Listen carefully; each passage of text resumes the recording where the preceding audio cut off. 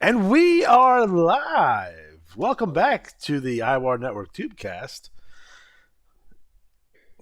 Who's here with us tonight? We got Luke, we got Matt, we got Jeff, and we have myself.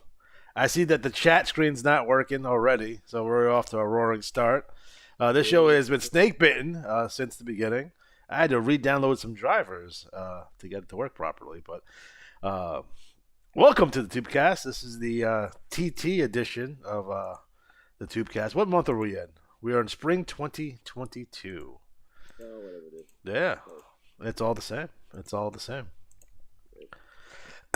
So, Matt, do you have any correspondence from Johnny B? No. Yes. Let's see here. IWA car trivia. All right. So the question here was Jeff asked if there's anyone who works IWA that's not related to Johnny B. He answered that question already. No, remember? Yeah. I got these. Yeah. Did we do them on the last show? Because I feel like we didn't. We did. We did? Okay. Then Johnny B, dropping the ball. No more new questions. Oh. Here's the question I have for him. That's when he was talking young about the Kia Soul, and how his brother came in and worked for 3 hours and left. All right. So anyways, that's there's no correspondence there except for Matt seems to be muffled. Matt, are you muffled? Yeah. I'm not muffled. You're muffled. He seems fine. He seems fine on my end. So let's see if we can fix that. Luke, why don't you say something? What do you want me to say? He sounds like he's a. Can you hear me? I can. Something wrong with the sound? There is. Matt isn't very loud, and How do I sound? sound like shit like always. All I right, mean, like audio wise, not like vocally. hold on. Look, if you can't Is get that your better, shit guys? together- Is that better? I think it's better. You're better. Yeah. I'm Like I not said- very loud. Like I said, this episode has been snake bitten from the beginning. I'm happy that chat's working now, so that's good. So if you no longer want snake bitten shows, please use our Amazon affiliate link so I can get some more money. This show is the shockmaster of shows. It's awful. It's awful. This is my birthday show. Is it your At birthday? midnight. Is it really? It'll be the 15th. Mm-hmm. Wow. So thanks, Alex, for ruining my birthday. Yeah, man. Told the wife, like, sorry, I got to do her show. My birthday is Yeah, in 6 like- days, by the way. Your birthday's on the 20th? It is. I was born on Kind 420. of. It's true. It's true. Wow. There it is. Look, that's a beautiful thing. All Beautiful right, thing. everything's fixed now, according to the listeners. Yes, everything. Okay, good. I fixed Sure. it. Yeah, we don't test this beforehand because of reasons. But Well, that's I why- have that's why one we're doing question it for live. Johnny B. Oh, you have a Sorry. question for Johnny B? Go ahead. I do. I recently was at Barnes & Noble, and I grabbed the latest issue of Pro Wrestling Illustrated, and what I did not find inside was an ad from the IWA. What happened? Has Johnny gone and embezzled the money for his new yacht? What? There was no IWA ad. I was like, oh, I'll just check through. Oh, what the hell? What is the lake in Ohio? I feel like he spends his summers there. I thought it was like Erie or Is something. it Lake Erie? It's Lake blue. Erie Big is one. Lake Erie is the northern border of Ohio. Oh, there Yeah, it that's is. it. There it Willowick's is. on the water, so. He probably Will- he probably has a jet ski or two. We'll probably get some cool stories about hanging out at the lake. Here's a good question. I know we all know he worked at IWA, but did he ever have a summer job like working, like, painting the tents or whatever, or the wooden structures on the beach? Was he a lifeguard? Was he one of the rich kids who had the boat in the harbor, or was he the poor kid painting the boats on the? Are you trying to say that Johnny B is a 1980s teen flick villain? Was he the villain, or was he the guy who was like, I'll win the hot dog eating contest? Either that or he was a background character on Dawson's Creek. I remember thinking of that show. I remember the time I went to see Scott in California, and like that was on the TV as we were all hanging out talking. And I remember being like, "What the hell is this show?" And he's like, with the sound off, you really have no way of telling what's going on. It's just a lot of like teenagers looking at each other, weird, surly look. You know, all those DC Universe shows that are on like whatever the CW, they're basically Dawson's Creek with costumes. That's why I don't watch it. I heard the Flash is pretty good for a while. It's the Green Arrow and all that nonsense. They're terrible. They're all bad. Grant Gustin is the Flash. Oh, Darren says that Johnny B probably has a flying car, which is true. It's probably a DeLorean. He has George Jetson car. It's ridiculous. George Jetson will be born this year, by the way. Yeah. Show, so this will be his birth year. There you go. There you go. So now you have to ask yourself, do I Google George Jetson baby and like see if it happened? Depends on what site you go to for that. So, any other questions for Johnny? Any more questions for Johnny B? There was actually a question in one of the rooms. I can't remember which locker room it was. There was a great question about IWA winning. Oh, I know. It was a question about if a player uses their 20, like, you do match deals and you get 20 scrub wins and whatever. Yeah. Can you break those up? Could you give like 10 scrub wins to wrestler A and 10 to wrestler B? I don't think you can. No, that seems insane. But I just wonder if that's what they would do. I'm wondering if the IWA headquarters does an Easter egg hunt for Easter. So we're doing our first annual Easter egg hunt in my house this year. So we've been setting for that up. This is the first time we're doing it. So we have all the neighborhood kids and whatnot coming over, and they're gonna look for Easter eggs. Wow! You waving a gun around. Find the eggs. Find them. I'm gonna be at work. Thank God. But, my wife will be hosting it, and as I'm getting stuff out the garage for to get everything all cleaned up and nice, pull out some tables and what have you, I was going through some of the old boxes that I have in the back, and I found the Holy Grail. I found two, not one copy, but two copies of my uncle's pocket Playboys. What is a pocket Playboy? They're a Playboy, but they're pocket sized. Oh my God! For discreet checking, apparently. I'm gonna bring them to work tomorrow. When are you ever gonna need that? Like, it's just, I got this pocket size. I can't have the full pockets. Perfect. It's weird, it's you can bring them anywhere. Your job, church. I mean, like a pocket fisherman. They come in handy. So pocket Playboys, guys. They should bring that back. It's a real thing. I don't like it for the articles. Wow. All right. Some TV guides in there too. Remember that was important. The TV guide with the ratings and shit. Well, that, and you had to you could find everything that was on, what time everything was on. I used to love the little mini descriptions. That was my favorite part. Did I ever tell you my cousin worked for HBO? And one of her jobs when she worked there, when she first got there, was if you're watching HBO and you finish watching, Con Air, and then, the next thing pops up and it's like, one man's struggle against nature, Twister, It's like she wrote that little blurb. And the first cool trinket she got was Game of Thrones, their first season. They gave everyone Game of Thrones sword letter openers, and I have one. Oh, that's cool. A dope, big-ass sword letter opener. And that was funny. Like, how do you think of this? She just put me in a room and you gotta think of okay, this movie's blank, and how do we make it in one sentence? So it was very TV guide-ish. Do they still sell magazines that when you go to the supermarket? I haven't been to the supermarket in years because we get those delivered now. We Peapod, yeah. Yes, they have and then you go up and it's Us Weekly and. And there's also magazines like Titanic. I always love the magazines of Pearl Harbor Day. It's May. What do you Pearl Harbor? Or Titanic again. It's we know. It sank. We know. It hasn't changed. Yeah. Funny enough, Titanic sunk April 15th, 1912. There it is. Oh my God. There it is. Yep. All I do know is that there was enough room on that piece of wood and Jack could have lived. Absolutely. I actually, fun point. I always saw that with my college girlfriend at the time, and a bunch of us went and we sat the front row, All the way to front. and it was not cool. I was not happy about it, and I remember at the end the girls were all bawling, and I was like, "She could have saved him." Was it the last movie that was like that won like a bunch of Academy Awards and was also the like highest grossing movie for that year? Was that like the last one? I feel like No, What Return of was the it? King. okay. Yeah, Return of the King.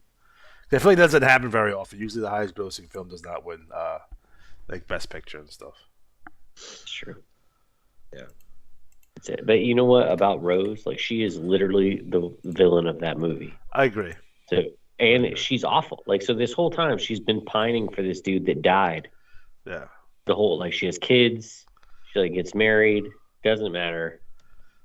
Just she still wants some of that frozen Jack D. And she let it drown in the freaking Atlantic Ocean.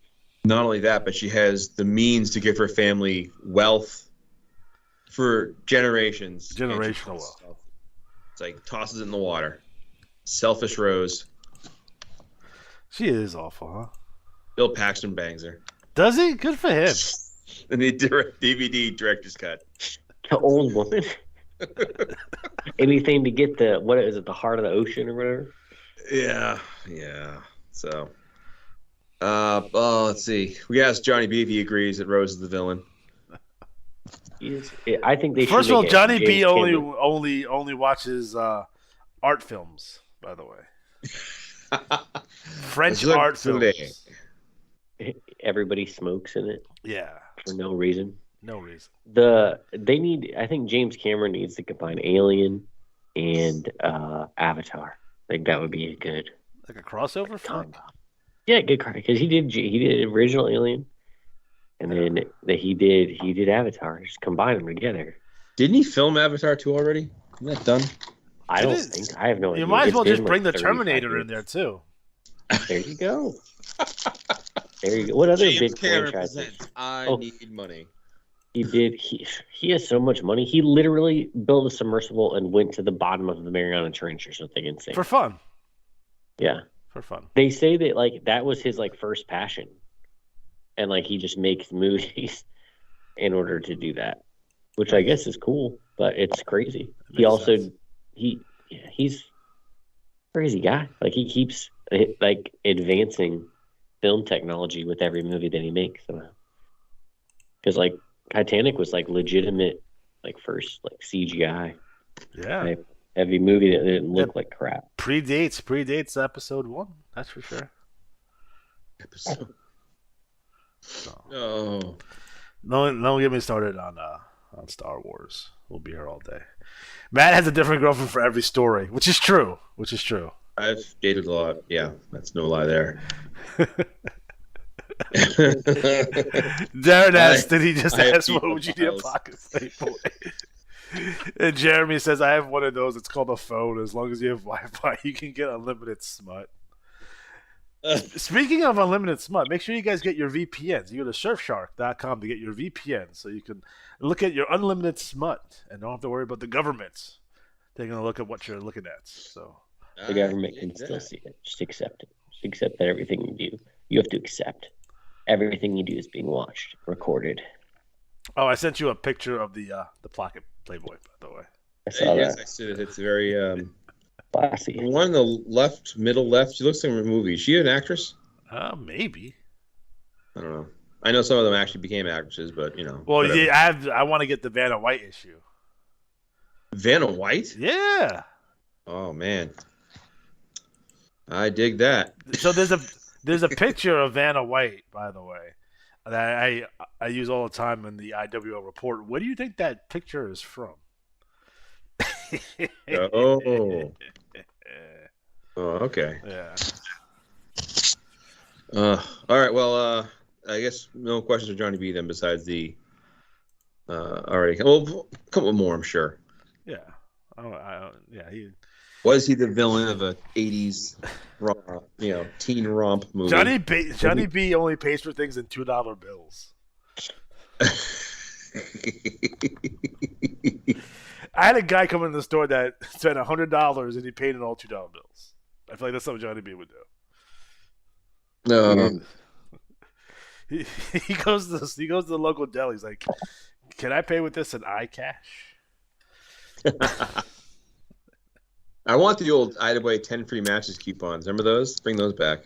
No, there's coupons. Tell me about They these used to be coupons. like coupons. You get like a paper coupon. It'd be like 5 free matches or 10 free matches. Let's bring that back. And, I'm sure someone somewhere still has them. I'm sure some of like the big roster guys is like have those like in like a bucket, just collecting. So if I gave away a pocket Playboy as a prize of Soul Survivor, do you think more people would join up? I don't know if that's wise. I mean, I know our demographic skews old, but you'd find like the one teenager or something. And that wins. It'd be Lee's son. Like, oh my God! Alex gets arrested for like sending smut over state lines to a minor or something. His wife's all pissed off. I need you guys to understand how I grew up. All right, it might explain a lot.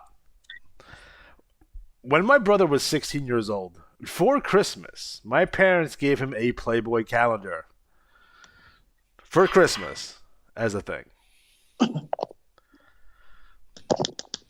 I don't know why. I didn't get one.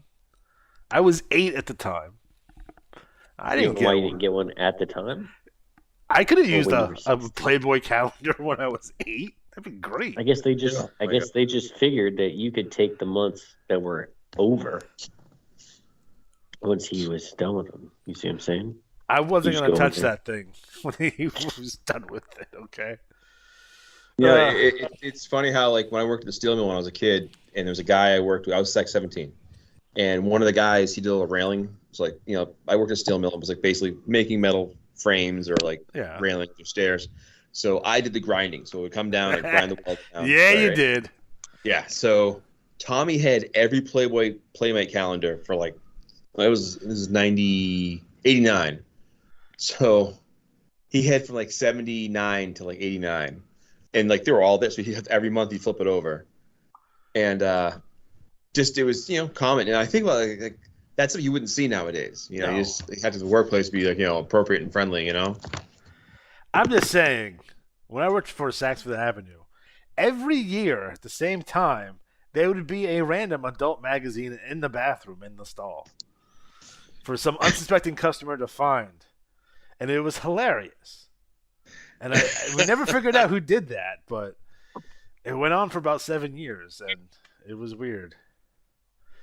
Someone once hid it. You know how they have the baby changing tables that are on the wall? Yes. Someone hid it inside the baby changing table. I don't know if I've ever told the story before, but I told the story about the giant double dong at work. No.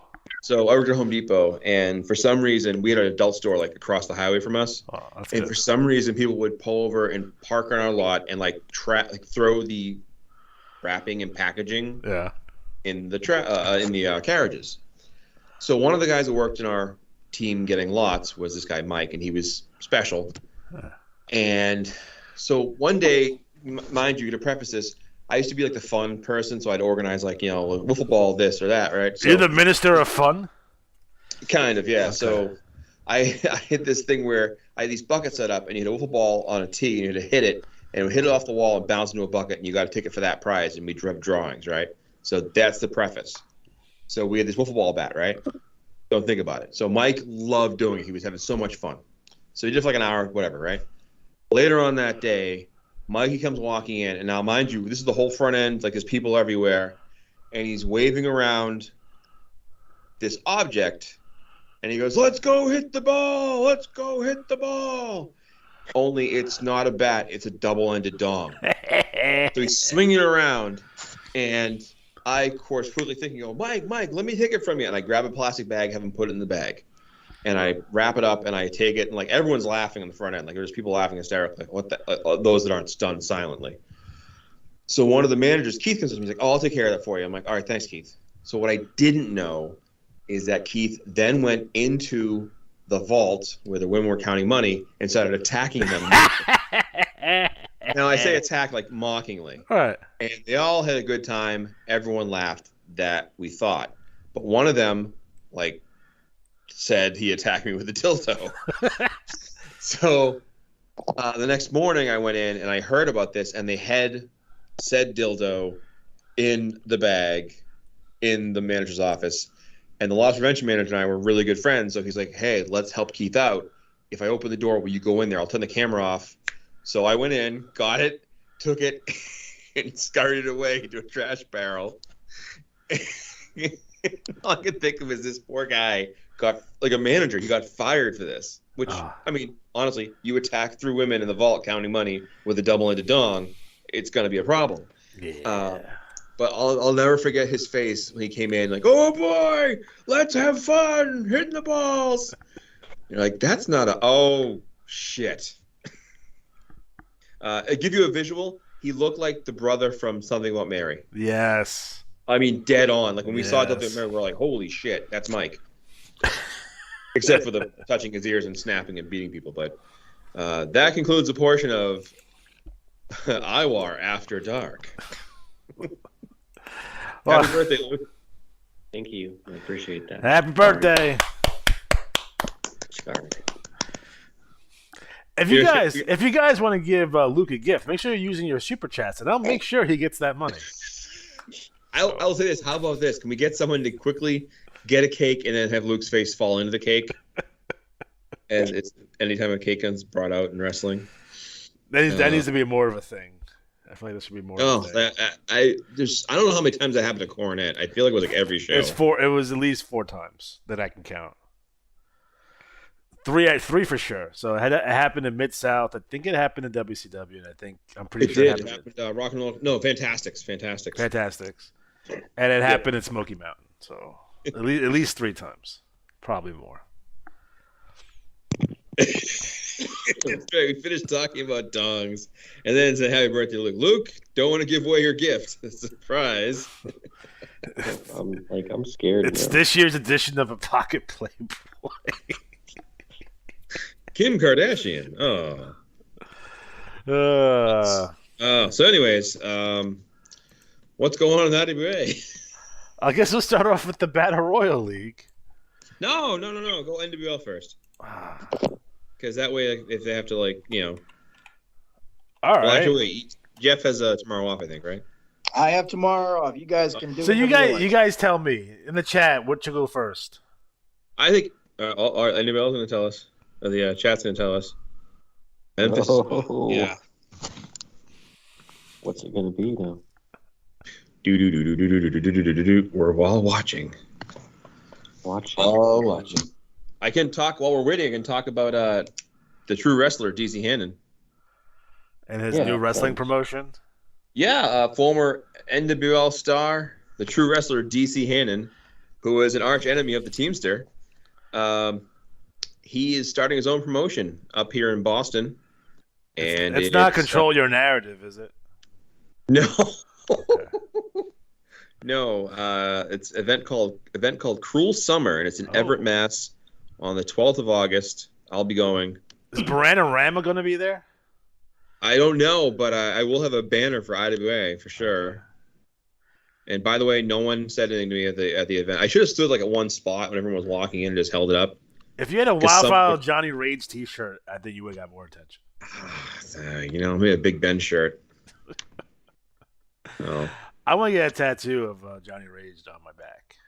I think. Full size. We only have 2 votes, one for the NWL and one for the IWL. Oh, we need a tiebreaker. It's up to you, Leon. He's gonna say BRL. You watch.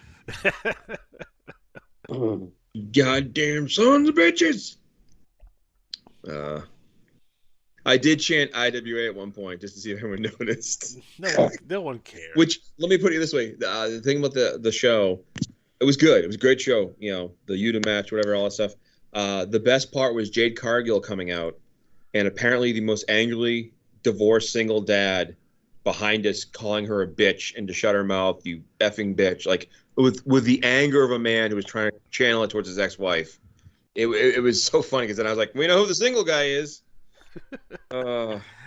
His wife took the dog. Well, he had his son with him because he kept going, "Don't say what I'm saying." And I was like, "Oh, that kid's doomed." Good grief. The guy in front of us, this is actually pretty sad. The guy in front of us looked like if John Belushi had lived and had no bottom teeth. And the best part was he was with his son and his son's friend, and they come back and they have pizzas, right? So they both have 2 pieces of pizza, and they don't give him a piece of pizza. And he's just staring at them, waiting for his piece to come over. And I don't think they were messing with him, but it was like heartbreaking to wait him, like he was like watch him lick his lips, like it's like, give the goddamn guy some food. I once went to a WWE show, and next to us was a young, like 8 years old, 9 years old, like John Cena fan, right? He's decked out in full John Cena garb, like he is the jean shorts, the hat, the purple shirt, the whole nine, right? And we had a choice to make. Either, we can rag on Cena like we normally would have done at the time, or we can include ourselves in this young man's excitement to cheer John Cena. No, we did in fact do the right thing, and we were with him, and we were cheering for good old John Cena that night. So You stole his hat. you don't steal people's hat at the Garden. First of all, you're not going to make it out of there Stole his alive. hat. You're chain. not going to make it out of there alive. All right, I think Jeff should be on deck. How's that? All right, Jeff's up first. NWL. So, Yeah. Jeff, what's going down in the NWL? Well, the NWL is, we're kind of in a transitional period right now. We've got a lot of our 2021 stars that are matriculating out, and that'll continue all the way into the summer. And then we have this whole new group that have come in. And naturally, like we always do in the NWL, we end up with a lot of TT, and it's all good. So we're going to jump right into it. We are at a point now where we are going to crown a new Lioness champion, which is the female version of the Young Lions Championship. So at the Clash of Champions 22 pay-per-view, which the results will be in the upcoming cycle, we are going to crown a new Lioness champion. And one of the women in that match is the Wicked Spider, Erica Phobia, who kicks off our TT this month. Yes. The Wicked Spider, Erica Phobia.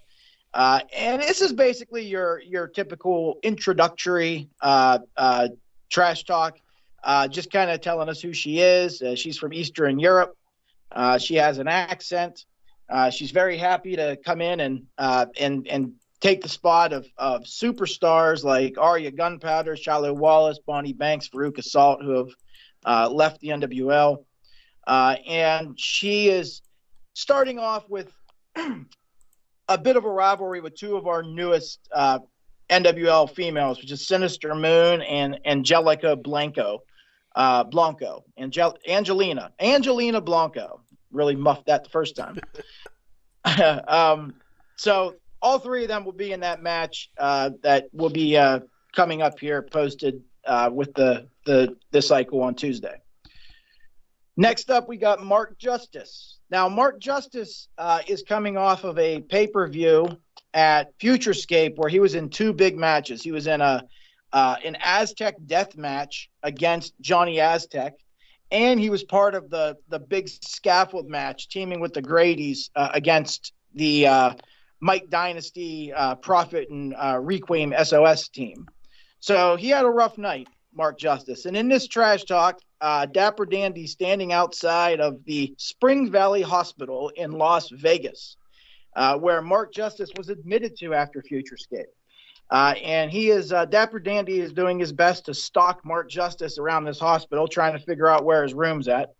Finally finds it, talks to him, and Mark Justice is kind of just getting jazzed up, getting fixed up from the last pay-per-view, but getting jazzed up for the next one, Clash of Champions, where he was going to be in the triple threat match for the Young Lions title. And I mean, we know what the results of that is, and the result of that match was that Rhett Greatly retained. But Mark Justice is one of those wrestlers that the NWL it needs to move into 2022. He's definitely one of the building blocks moving forward. Next up, we have El Hijo de Teamster. This is Teamster's baby boy, who is now wearing what looks to be a panda head instead of his old luchador attire. And it's been interesting lately with Teamster's baby boy. It seems like he's looking for friends. He wants some friends. The Teamster Challenge, he's getting some matches. Some wrestlers are signing matches with him every cycle, but no one can seem to get over the top. And as of right now, the Teamster Challenge has a bank of 31 free matches for anybody that can carry the Teamster's baby boy to a tag team title. It's down to 39. 39 now. Wow. 39 matches. That's a bounty. But in this trash talk, Teamster and his son are talking about all the different wrestlers that have either come at his son to join them or have come at his son to fight him. Starting out with Father Arturo, who made fun of Teamster's fathering skills. And then the Devil's Rejects, who the Teamster says, quite frankly, nice guys finished last, and cheating idiots like the Devil's Rejects. Limit in the NWL is 3 wrestlers, but they have 6, ? So not really sure if they have 6 or not, but obviously the Teamster, being who he is, has no problem bringing up sensitive subjects like that. Our everyday hero, Oliver Livingston, is one of the guys who the Teamster is talking about in this TT. He's also talking about Honor Revolt, talking about his son possibly joining Caesar Sterling's Excellence Academy, which the Teamster would hear no more of and actually rips up the invite. And they go off into the sunset, hoping for possibly a tag team title this coming cycle. Next up, we have Johnny Aztec. Johnny Aztec, another guy who is a building block of the NWL moving forward. He's won quite a few titles. Regionals, I believe him and Spider Sanchez, his partner, took home a tag title or 2 along the way. And Johnny Aztec was getting ready to head into the big Young Lions #1 contender match, the Fatal 6-Way at Clash of Champions. So Johnny Aztec is standing in front of a smaller TV set, which apparently is also playing the promo that he is taping at that time, if you follow me. And Johnny Aztec is holding his Aztec club, his war club, and he smashes the TV. And I don't know why he smashed the TV, but he does. Trust me. But Johnny Aztec had a long and brutal feud rivalry with Mark Justice that is, I guess at this point, basically squashed, at least for the time being. But Aztec finally gives some props to Mark Justice. Says, well done. I'll give you credit, Justice. You're a warrior. But I, as I've always said, am a conqueror. That is a badass line in a trash talk. Moving on, we have the Devil's Rejects. So we have a tale of the tape here from the Devil's Rejects. Machine, El Mascarado, Tomax Firefly, Zigzag Man, Sinister Moon, and Zammot Firefly. And just kind of lists all the titles that they've taken home, which they've taken home a good bit of titles. Regionals, some 6-man titles, some tag titles. We have a debut trash talk from The Nationalist. The Nationalist apparently is a hot signing for the NWL. Johnny B went out into the great blue yonder and pulled this guy in. He kind of looks like the Patriot, but he isn't the Patriot. He is the Nationalist. And he wants you to know that the biggest problem with the talent in the NWL is that they lack pride in their nation, first and foremost. And that all of these people, especially the Americans among them, they've disgraced their country, the great United States of America. And he's going to come in and he is going to replenish Lady Liberty's glory. Interesting trash talk. We'll see what happens with him. Next up, Dark Danger. Dark Danger is an odd character.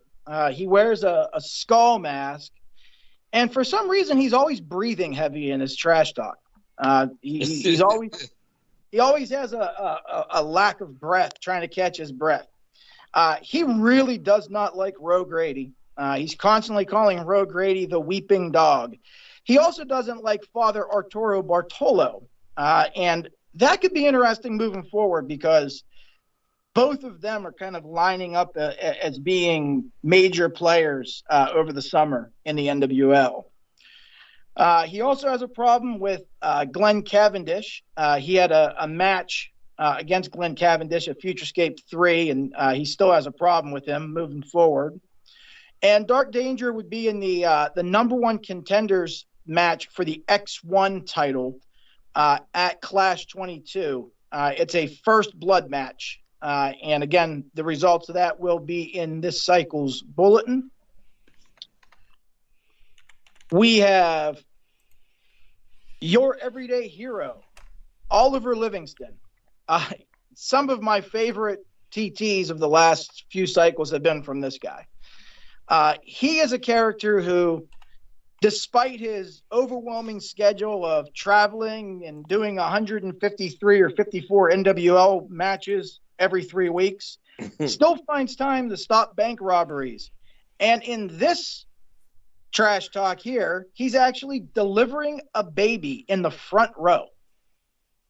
So he is giving an interview with Dapper Dandy, and a pregnant NWL fan screams, "Oh my God, help me, I'm going into labor. The baby is coming.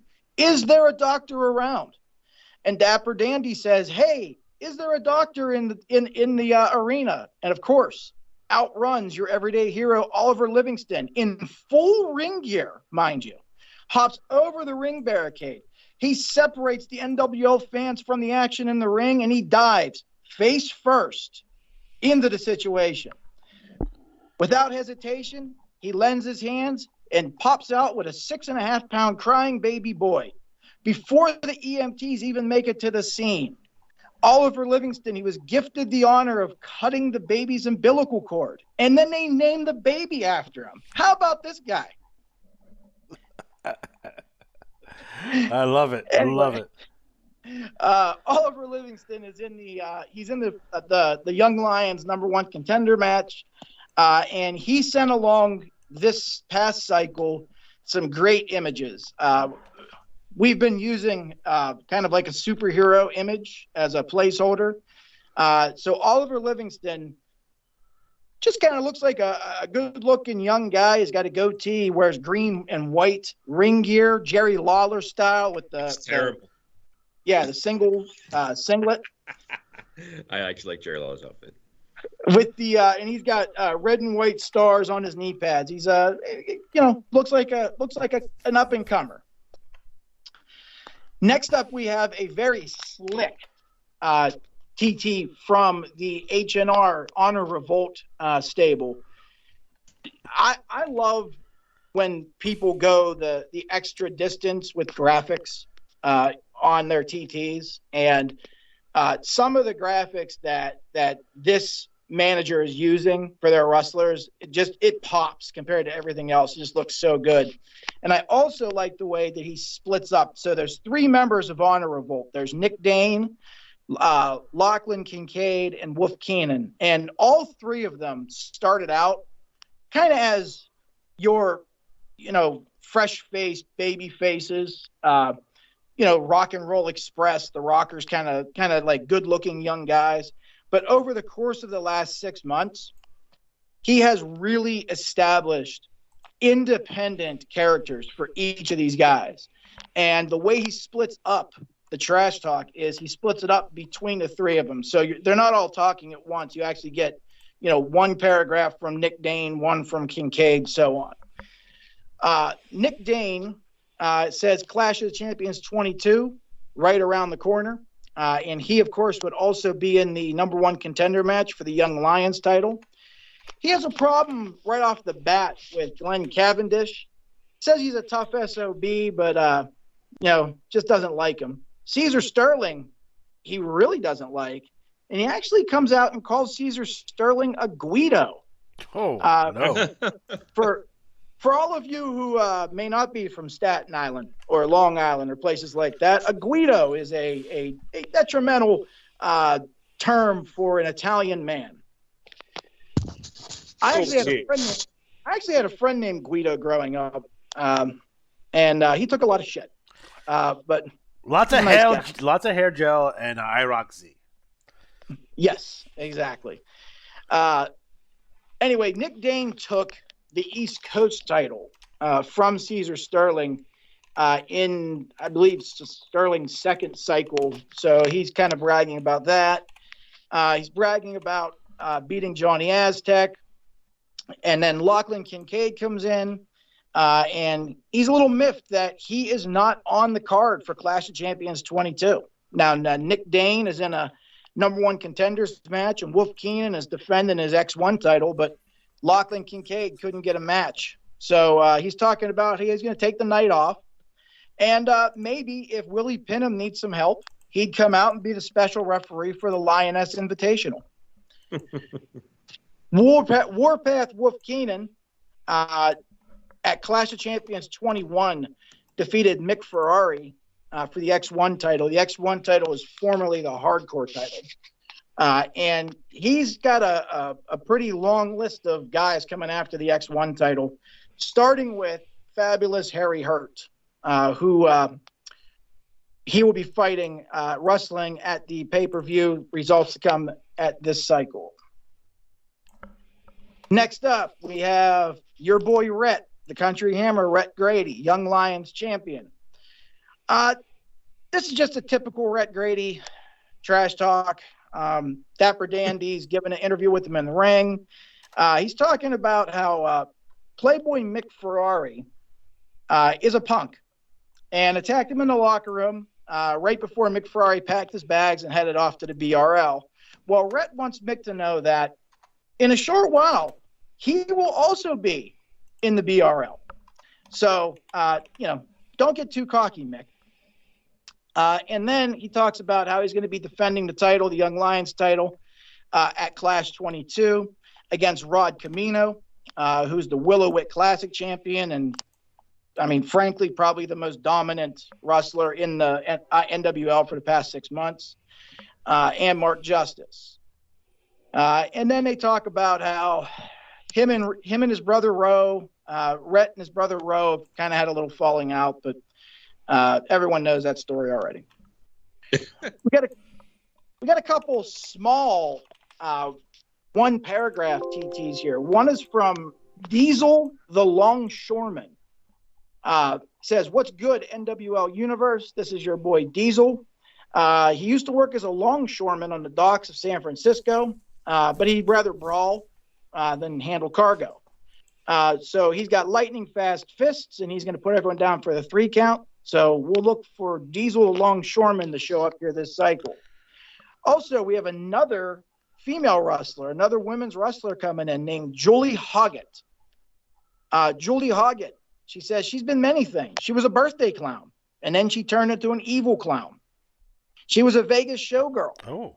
But now she's a professional wrestler. She grew up on the mean streets of Las Vegas, and life wasn't always easy for her. But she's telling everyone that once they step into Julie's Funhouse, you're going to see a dark side of her. So looks like we've got 1, 2, 3, 4, 5, maybe 6 new female wrestlers coming into the NWL and possibly matriculating out to that new IWAR league at some point.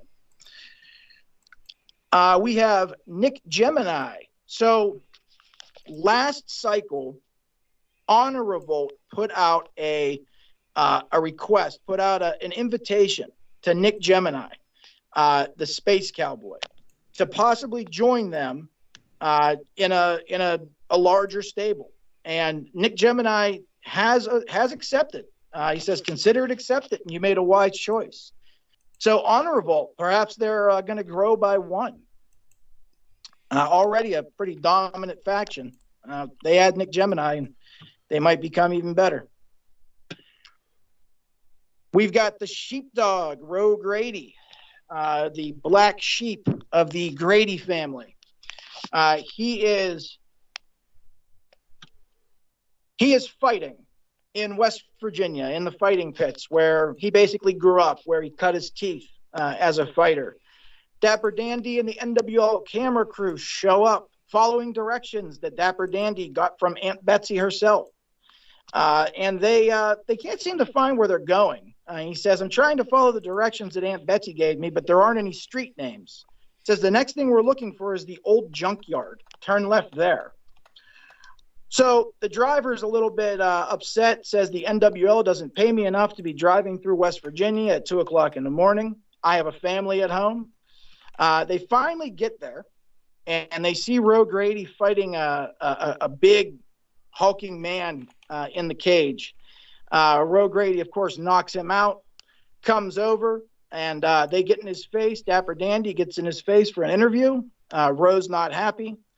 But in the end, he basically says he's going to go into Clash of Champions 22. He's going to win the X1 title first blood match, and then he's going to go on and finally win that elusive X1 title that Roe believes he deserves. We have a complete scumbag, Caesar Sterling. So quite a cycle for a complete scumbag. He wins the NWL League title. He wins the NWL Battle Royal. He becomes the #1 contender for the Young Lions title. And then he goes national. And he wins the IWA King of the Ring and Rookie Brawl for this cycle. Pretty cool coming out of the NWL. In this TT, we get introduced to Pedro. Pedro is Caesar Sterling's manservant, who follows him around and takes care of all of his needs. So Pedro comes out and does the introduction for Caesar Sterling to come out. The prodigious pimp of Pompeo Beach, the Hercules of Handsome, the Emperor of Ecstasy, and of course, your wife's favorite professional wrestler, a complete scumbag, Caesar Sterling. So Caesar Sterling comes out, and as he comes out, he's got 2 beautiful blonde women with him. And he makes it clear that, he doesn't just use his wealth for personal gratification. He's a humanitarian at heart, a philanthropist. And he was one of the key investors who bought up foreclosed properties after Hurricane Katrina. And he ran those deadbeats right out of New Orleans. He demolished their homes, and he built nice suburban shopping centers right where their disgusting kids used to play. This time, he said he was taking a look at what was happening in Europe, and his Russian oil futures matured quickly.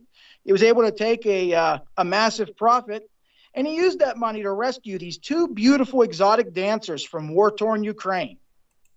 They are the Svetlanas, and they will be following him around from now on. Caesar Sterling really is a complete scumbag. We move on. Yes, we have a 74-page report in the NWL this cycle, so we got a lot of trash talk. I love it. This is a TT. It says after card 169, Sinister Moon. So Sinister Moon is the female wrestler in the Devil's Rejects stable. And she is talking about how in her first cycle in the NWL, she beat Veruca Salt, who was the IWAR Woman Wrestler of the Year. She beat Arya Gunpowder. So she feels that it's time for her to get some gold around her waist. And she's there with her brother, Zigzag Man. Zigzag Man is basically just saying that he's talking for his cousin Xamot, Xamot, however you pronounce that. Xamot, I guess. Says that he may be crazy, but he's also quiet. So he just wants to tell everyone that he's here just to stomp fools and that he wants to be in the All-Rookie Cup. All his family is how this TT closes out. Next up, we have the Death Syndicate.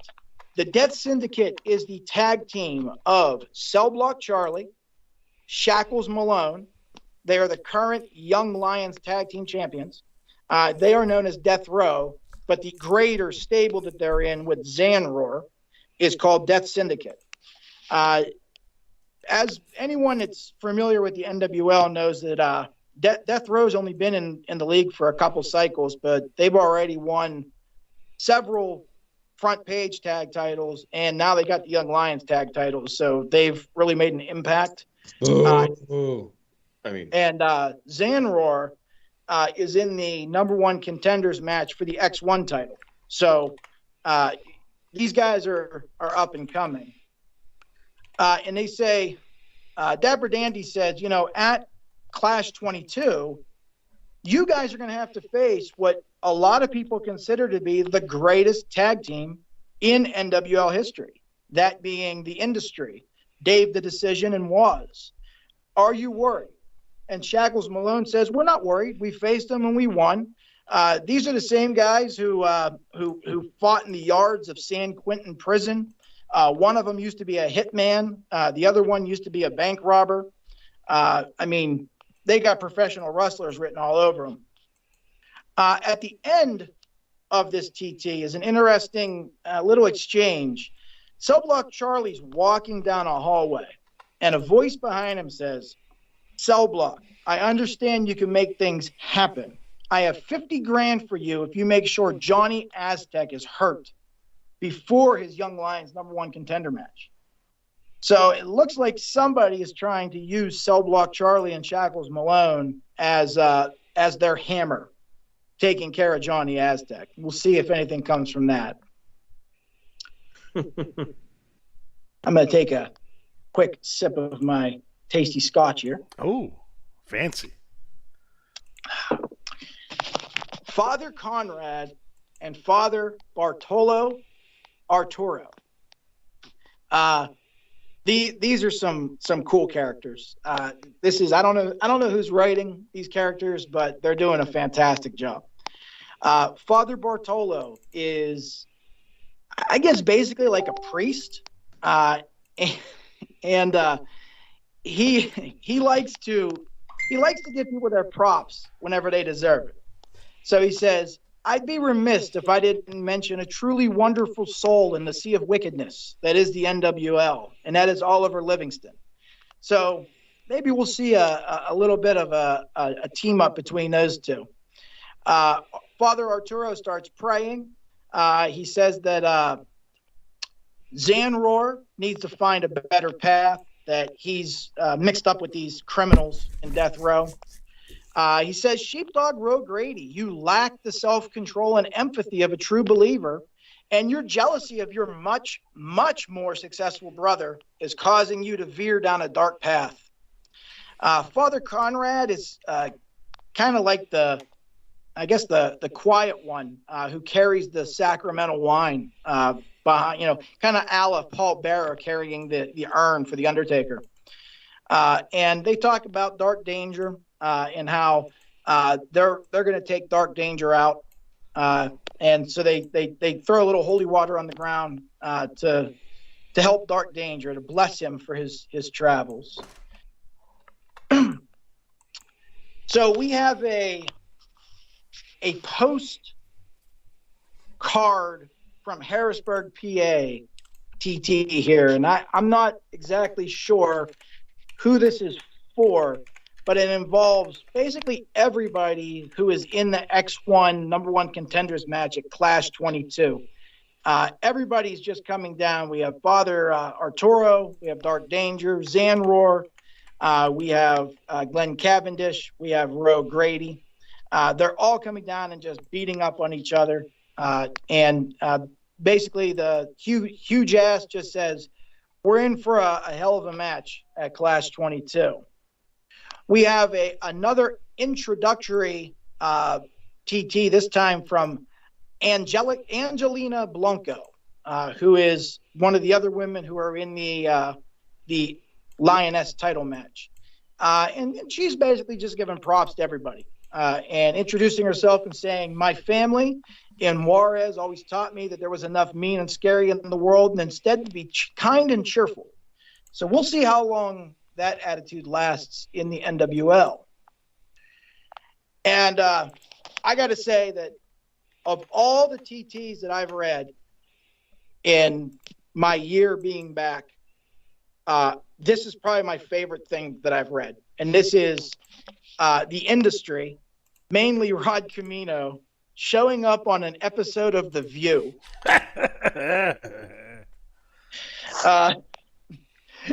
So you got Joy Behar, you got Whoopi Goldberg, Sarah Haynes, and Sonny Hostin, all basically just drooling over Rod Camino. Oh man, this is like a 3-page. But he's basically just talking about how the industry is the cream of the crop. That when he goes to Clash 22, he's going to get the Young Lions title, which is the one title that's been on his mind for a while, but he hasn't been able to get. And this is Rod Camino, who's pretty much won every other title in the NWL. Did somebody just get paid? I did. All right. Big money. But this is just good stuff. I mean, anytime somebody can weave another layer of real life into a TT, it just pops off the page. And obviously, this is the industry's just so well written and such good characters. And we go right into a Dave the Decision TT, which Dave the Decision is kind of like the wild card right now of the industry. Him and Rod had their run in, and him and Waz are still a tag team. And he just beats the holy hell out of Zanroar in the backstage area. And he throws him into a soda machine, and the sodas start to dump out of it, and he starts bashing the cans over Zanroar's head. Zanroar took a licking in this TT here. Rod Camino's back with his hot tub hot takes. This time it's him and Riley Reynolds, the female member of the industry, who I believe is she in the BRL now, or is she in the IWL? IWL, Riley Reynolds. So they're talking about everything from the Murano Memorial Cup to the Queen of the Ring. They're talking about how Waz and the Decision are going to go on and become the Young Lions Tag Champions. And they're just name dropping everybody. And Rod's talking about how when Riley first got to the NWL, the league champ was somebody named Friend Zone Frederick Goodfellow. Yes. He says, I've seen that guy in the locker room, and I can see why he's always in the friend zone, if you know what I mean. The Chameleon took the TV title, says, is it just me, or does that guy look like a wannabe Dudley Boy? Ooh. So Riley Reynolds is kind of ripping up some of the big shots over there in the BRL and the IWL. They go on to talk about Flashy Jack Ferdinand beating Sabretooth, become the IWAR champ. Rod says that he wants to shoot you a big congrats, wear the belt proudly, but know that Rod Camino is coming for it. So that is Rod Camino, and quite possibly his goodbye TT. I think he might have one more cycle in the NWL. We have Colonel Doom with the typical Colonel Doom 3-page promo here. Colonel Doom is, I think, one step out the door already, but he's also talking about beating up Zanroar. Nobody liked Zanroar. No. Talking about beating up Zanroar, and talks about. So he finally hits Zanroar with a steel chair, and then Arya Gunpowder. So Colonel Doom and Arya Gunpowder had kind of a on again, off again affair last winter, and she comes out, and Colonel Doom said, I knew you couldn't leave the NWL without saying goodbye. Thank you, Arya, for the memories. Arya says, I'm sure we'll see each other again someday. Good luck in the IWL. We have Fabulous Harry Hurt. So give you an idea who Fabulous Harry Hurt is.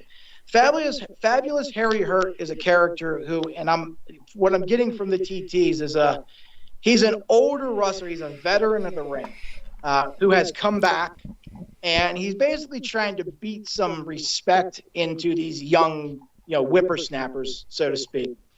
And he's in the back. Dapper Dandy comes up to him and says, "I'm a little hungry. Catering closed up early."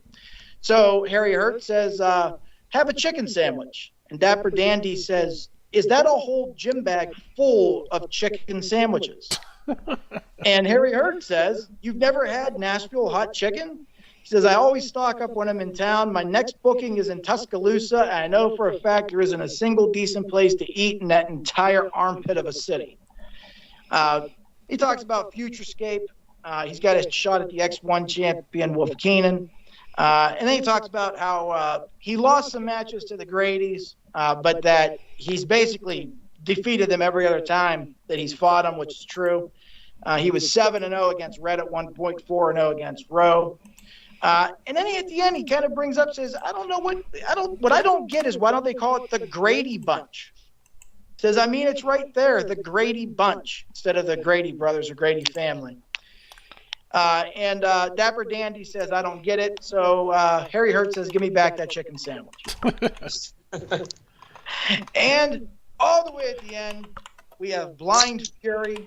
Blind Fury comes out to the ring, Bone Crusher on the arena loudspeakers, grabs a microphone. He says, "Ladies and gentlemen, I go by the name of Blind Fury." He says, "Way back in December of 2021, I was in a 6-way dance. I lost, but you can't win them all." Says, "Oh yeah, before I go," he's calling out Johnny Aztec. Johnny Aztec, of course, is in a bunch of feuds, but Blind Fury wants a piece of you, El Jefe. So sign that match. And that is page 74 of the NWL Bulletin. That is it. I dig that. Next up, BRL number 582. So Matt, what's going down in the BRL?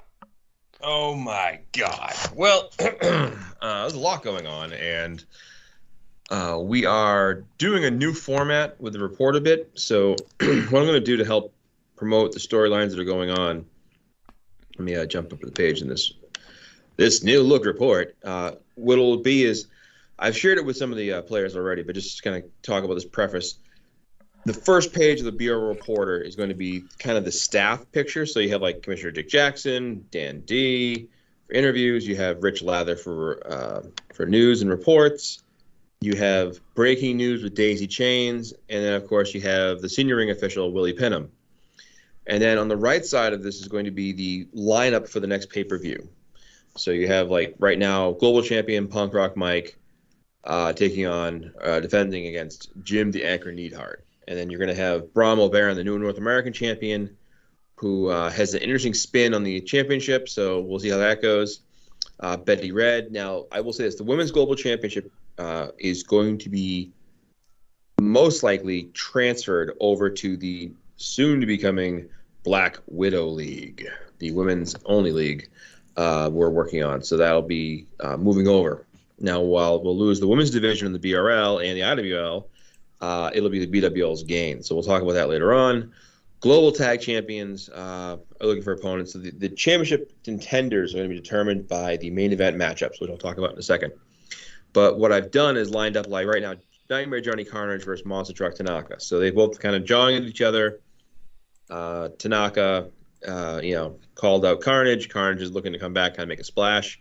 He just won the Rumble. So don't forget that because he won the Royal Rumble, he can inject himself into any title match as a third competitor. So he could be like Global Championship, North American Championship, Global Tag, Global 6 if he chose, and become the third entrant. We have a Bad Habits Lumberjack, R.A. Rude versus Wrestling Demon Drugs. And all I know is that the Lumberjacks are going to be people all with terrible habits. So Wrestling Demon Drugs influence. Hawaiian Heartthrob versus Mad Jax McAllister. So that's in the works. But I won't go over all of them. But basically, I want to help this kind of be the barometer / cliff notes for all this that's going on in the BRL. There's a lot going on.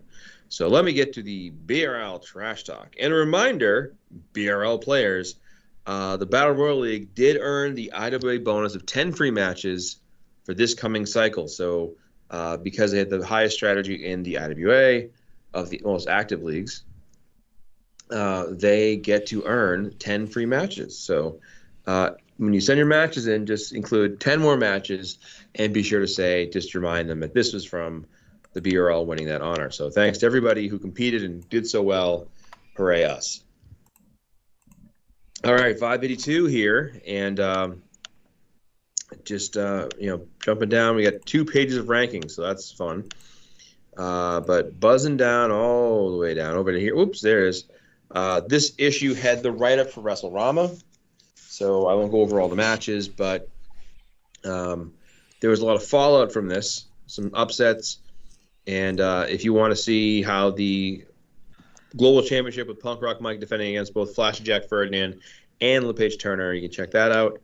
You can also see the write-up for Royal Rumble match number 3, and I try to make it fun and a worthwhile read. So hopefully if you check it out, you'll enjoy it. Now, the main event page, what we're doing is we're tracking records of wrestlers. So when they go head-to-head in their division. So I'm trying to make it fair where everyone will have a wrestler in the global division and they'll have one in the North American division. And a reminder, it's based on trash talk and promos as far as activity. So, for instance, if you're not trash talking and promoting, please help us out. We just need a little bit. You don't have to do massive, Rod Camino promos or, top of the line main event type promos. Just show us something. Give us something to work with. That helps us. And believe it or not, when I'm writing a matchup for, let's say, or putting together matchups for pay-per-views, it helps amazingly to have characters to work with, storylines to work with. Every so often, I try to throw some surprises in there. If you're a person who's like, I want to be involved in a feud with blank, but right now they're feuding with blank, then it's a good time to contact me and say, hey, how can I get this to happen? So what we like to do is work that into the pay-per-views. Or you might notice that I've kind of changed the way we do the report, and I do sort of a screenplay, 1 page, 2 page for Dick Jackson as a commissioner, talking to people, interacting with people, and moving storylines along.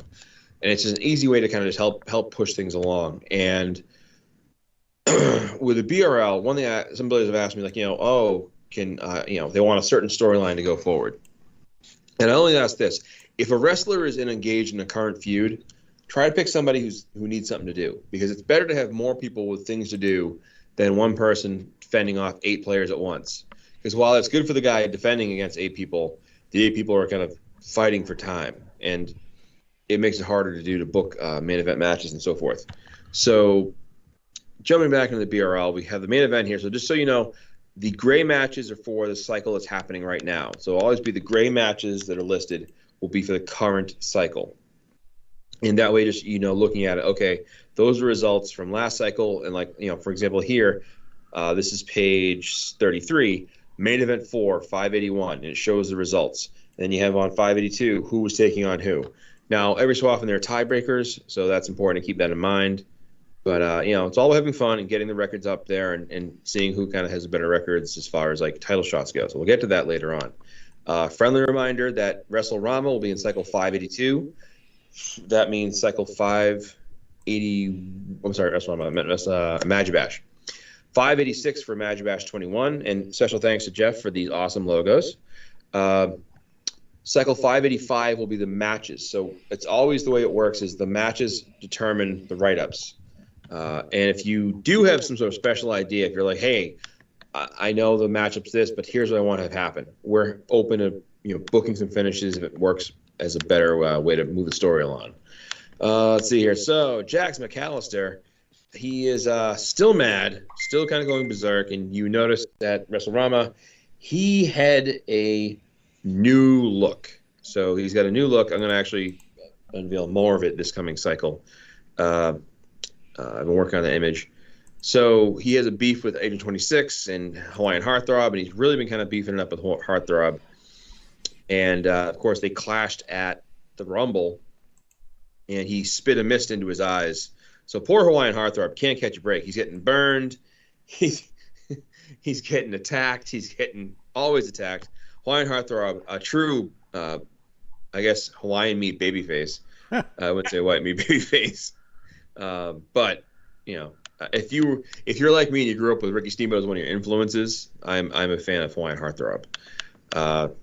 And of course, there's a certain little twist here where Jax has been kind of cavorting with Effie O'Shaughnessy. So what's going on with those two? That's going to be a bad matchup. We've got Gina Colada talking about her title defense against Betty Red. And of course, we know that Gina Colada lost that title, so she is distraught. Look for a promo from her coming out shortly. Oops, my computer skipped 2 pages along. There we go. Adam Cash is talking about the Johnny B Cup being important to him, and other things, looking towards the future. Then the realization that Assassin Beast Devasto is actually the same wrestler from BRL history who went by the name Super Killer Devasto. Oh. And Super Killer Devasto. It was funny. I thought at first this was just like a last name, a similar thing, not realizing it was the same wrestler. So that kind of adds some more layers to this feud because Cash, being one of the all-time leaders in the BRL, is looking to fend off Super Killer Devasto, who's actually about I think he's in the 30s all-time scoring. So he's up there too. More from Cash coming soon.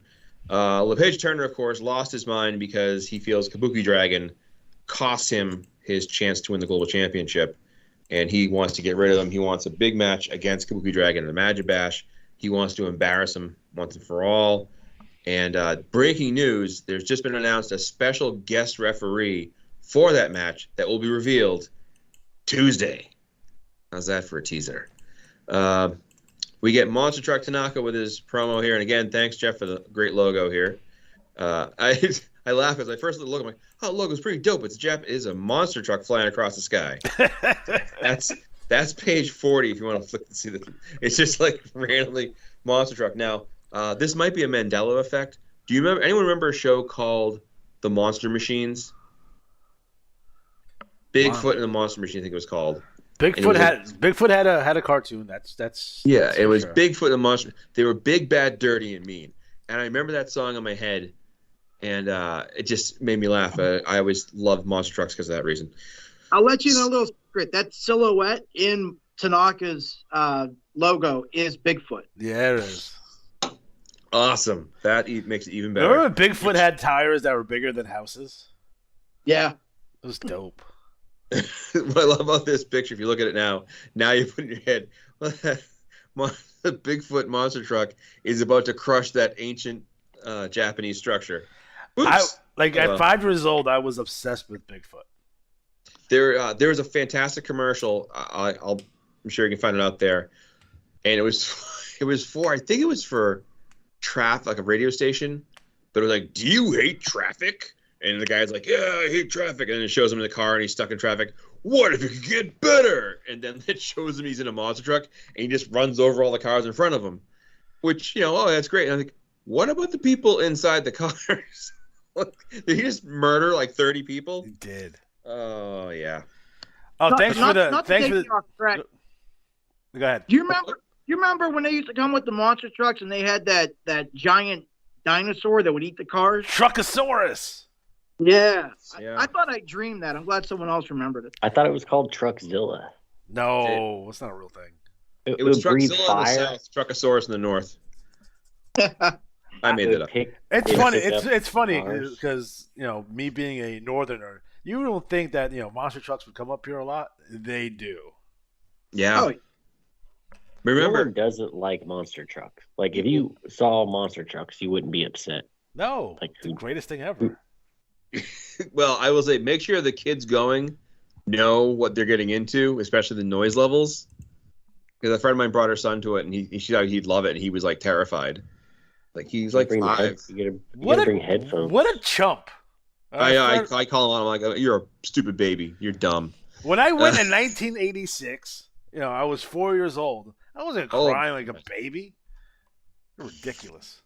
And you're hearing loss now, so What? it's good. So anyways, getting back to Monster Truck Tanaka here, you might notice he has a little ad here. It says, "Ask your doctor if the love glove is right for you." That is his finishing move, the Love Gov lock. So he mentions, of course, that he is the leader of Pain and Destruction, and he welcomes Colonel Doom into the stable, although he is going to be a junior member. Once he proves himself, he becomes full member. And he always claims that, Pain is, RX Pain, and then Big Gun's Greg Garner, and he is the and in that team.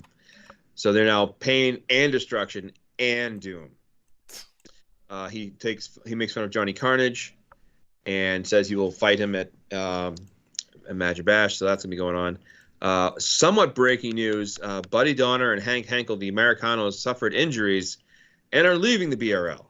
Which is to say, behind the scenes, I was bored as fuck with this team. I just could not come up with a good idea for them. So I'm swapping them out. I'm bringing another tag team in because I want to have a tag team to compete for, championships. But kind of game, a little behind the play here. Running the Von Schnapps and IWL, where the competition in the IWAR is so good, you can't really run a full-strength six-man team and also have them compete full strength for the tag belts.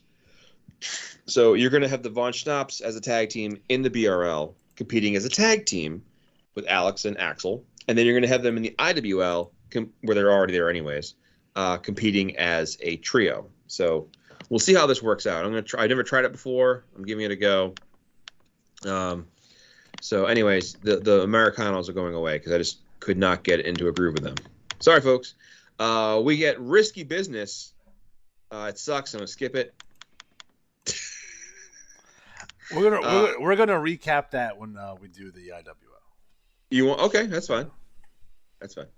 So a teaser then. I'm not gonna skip it. I'm gonna save it for the IWL. Well, I think the Stevie Vertigo thing goes like in theory the Stevie Vertigo would go first, and then that's the response. Oh, okay. All right. We get a promo from Big Gun's Greg Garner, and he starts off and says, to clear up a misunderstanding, Monster Truck Tanaka is not he's not the leader of the Pain and Destruction. He's not even a member. He's just an ally.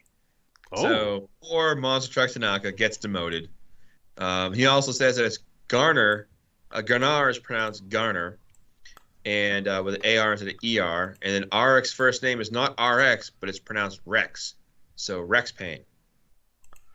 So there you have it. We've been saying that wrong for like 2 years. Oh, more than that. I've always thought it was I thought RX Pain was a good little name, but like it makes Rex Pain. Okay, it makes sense. So whoops.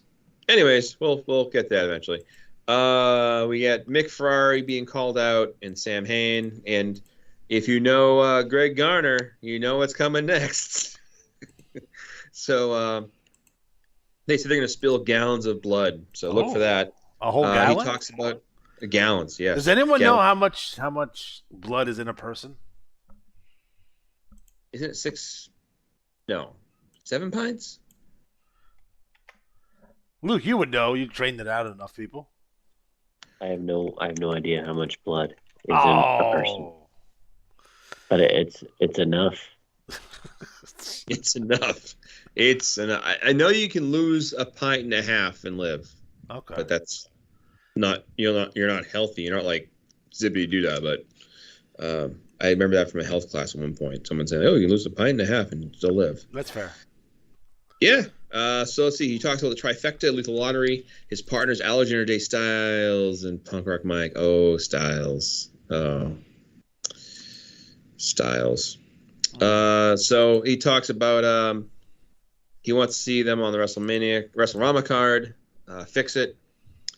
I think we saw one of them in the Rumble, so we're getting there. Leon says it's 8 pints, by the way, of blood. Oh, is it 8 pints? All right, thanks, Scott, for the super chat, by the way. Appreciate that. Nice. Let's see here. The Carnival Profits are, getting popcorn, and they're happy, and then they get demolished by Pain and Destruction. You see that happen a lot. And then later on, Adam Cash is in a time limit draw with Greg Garner. But instead of shaking hands, Rex Payne joins Greg in beating down Adam Cash.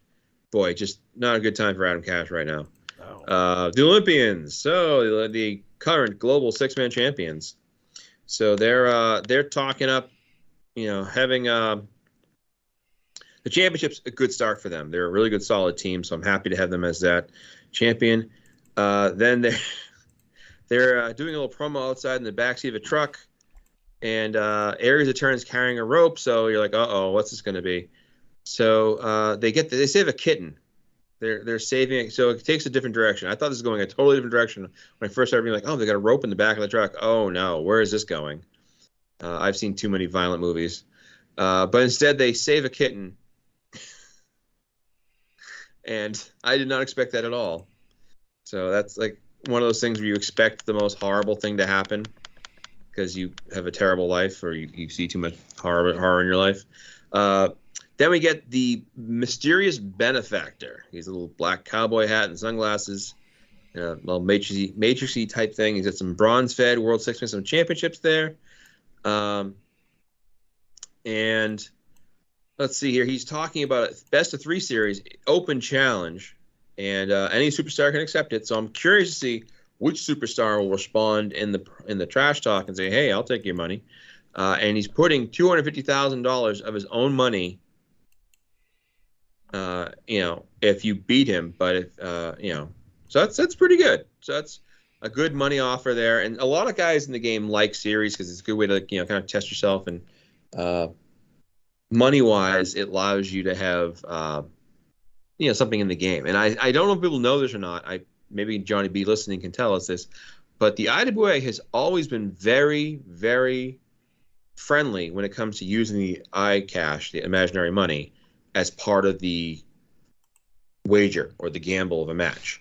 I've seen $1 million matches. It reminds me, I gotta give money to Flash Jack Ferdinand and get his belt ordered for him.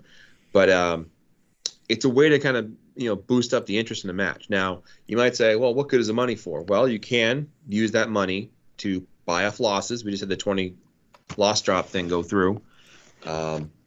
You can also occasionally buy into events the IWA runs by spending your imaginary cash. And you can be like, I think it was Atari who I think it was Ghetto Master Jr., right? $1. I gave him $1. So his record always had $1.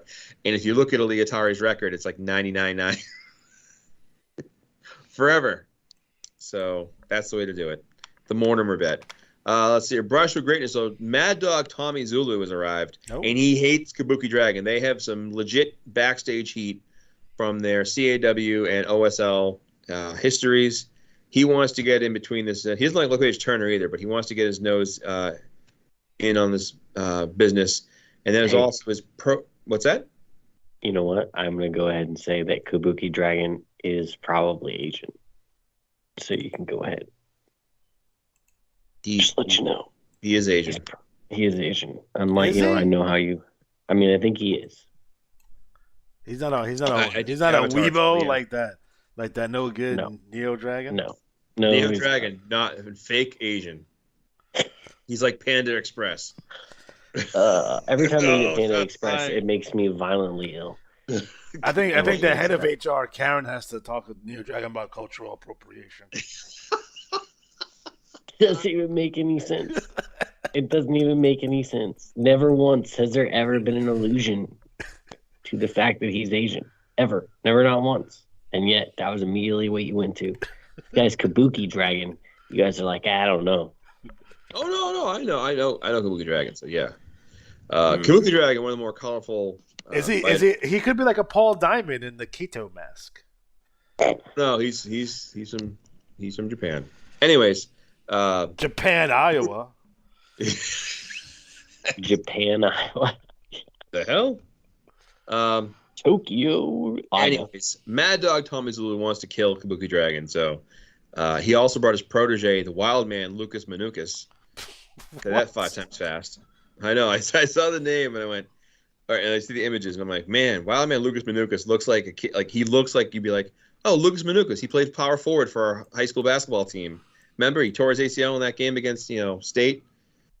Anyways, that's those guys for you. So, a side shout out here for Genco / Zydrate, Shiloh Wallace, and Nivek Largo, talking about their big matchup at WrestleRama.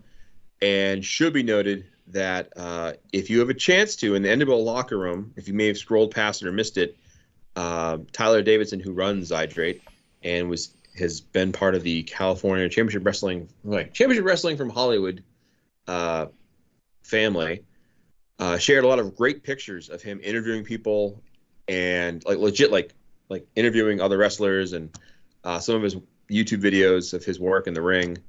I particularly like the video about making fun of the dude's family. Like, I'm a better father to your kid. I'm like, oh, you don't see enough good promos like that. Like, just cross that personal line, Yep. I will say this.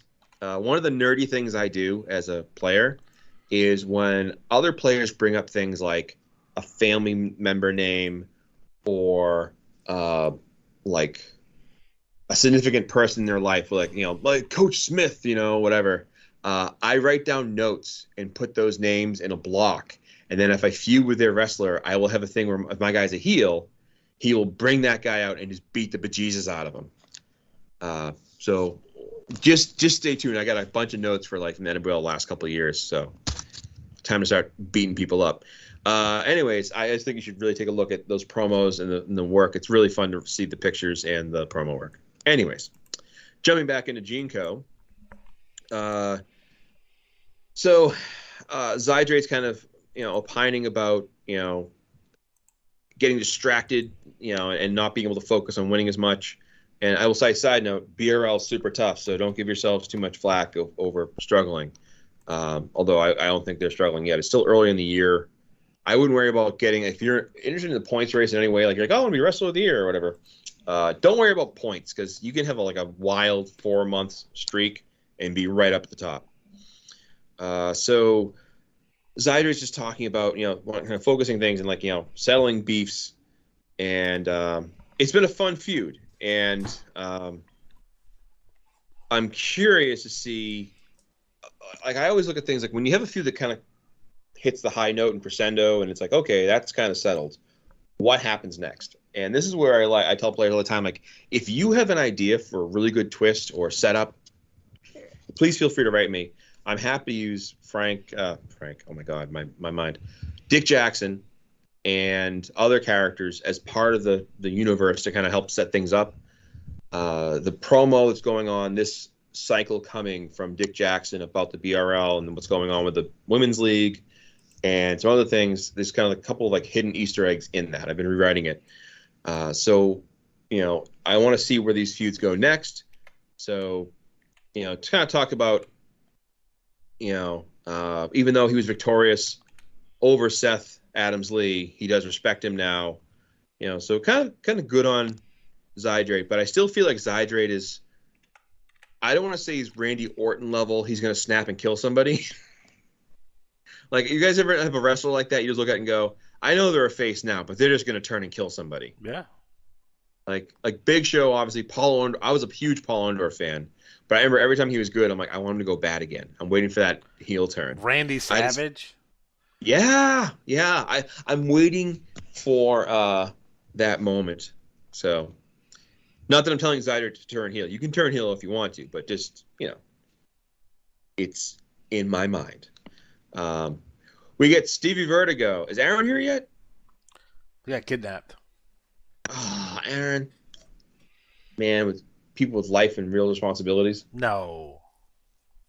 I had to get up early today and give blood. So twice in 2 days I had to give blood. So I'm you first of all, you're lying to me. First of all, you woke up early and gave sperm. So I don't know what I gave at the office. What? Don't go to the office. Anyways, getting back to less. They have this suction thing now. It's ridiculous. It's called a vacuum. Yeah. Well, I wasn't gonna go there, but I guess if you want to.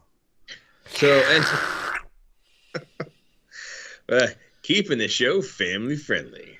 Steve Vertigo comes out with Kyla and Mick Ferrari, and he's come out and he's basically just messing with people. And what he wants is a new belt to recognize his new Revolution Championship. I get that. Which reminds me, I need to order a belt for Flashy Jack. Remember me to do that. I keep forgetting to do that. So he is very proud of the fact that he's a new Revolution champion. And we should note that he won this championship in part because Alexander J. Styles tore his ACL during that match, and no longer champion. And it's I don't want to give too much away, but it's building towards a certain crescendo here. But Stevie's proud of his clout because you think about it, he came in, he was the IWAR draft winner, came out of nowhere to hit that. So good on him, and he converted that title shot, which is the second time in a row that's happened. Bulk Brogan did it last year when he won the IWAR draft. So, hooray! Next up, do you want to talk about this, Alex? What are we talking about? It is page 48, the Luther Alexander portion of this. No. No. Are we talking about page 48? Is no. You can recap it. That's fine. So the leader of Evolution Extreme is sullen as the crowd buzzes. Luther, wearing aviators and a suit, lifts the mic to speak.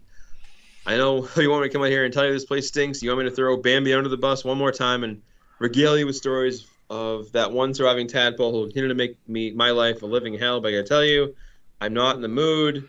As leader of RX, the members are my family, and some people. I'm not like the rest of these lowlifes out there, treating their allies as disposable, swapping out teammates that change their socks. Revolution Extreme isn't just a faction; it's a lifestyle. You don't say RX for life. Yeah, for life. You could say that. So he's very angry because, again, during that championship match, Styles got hurt, so he's out, and he was not only the Revolution champion, he was also the IWAR world champion. I'm sorry, the IWAR, the IWL world heavyweight champion. Him too of the world.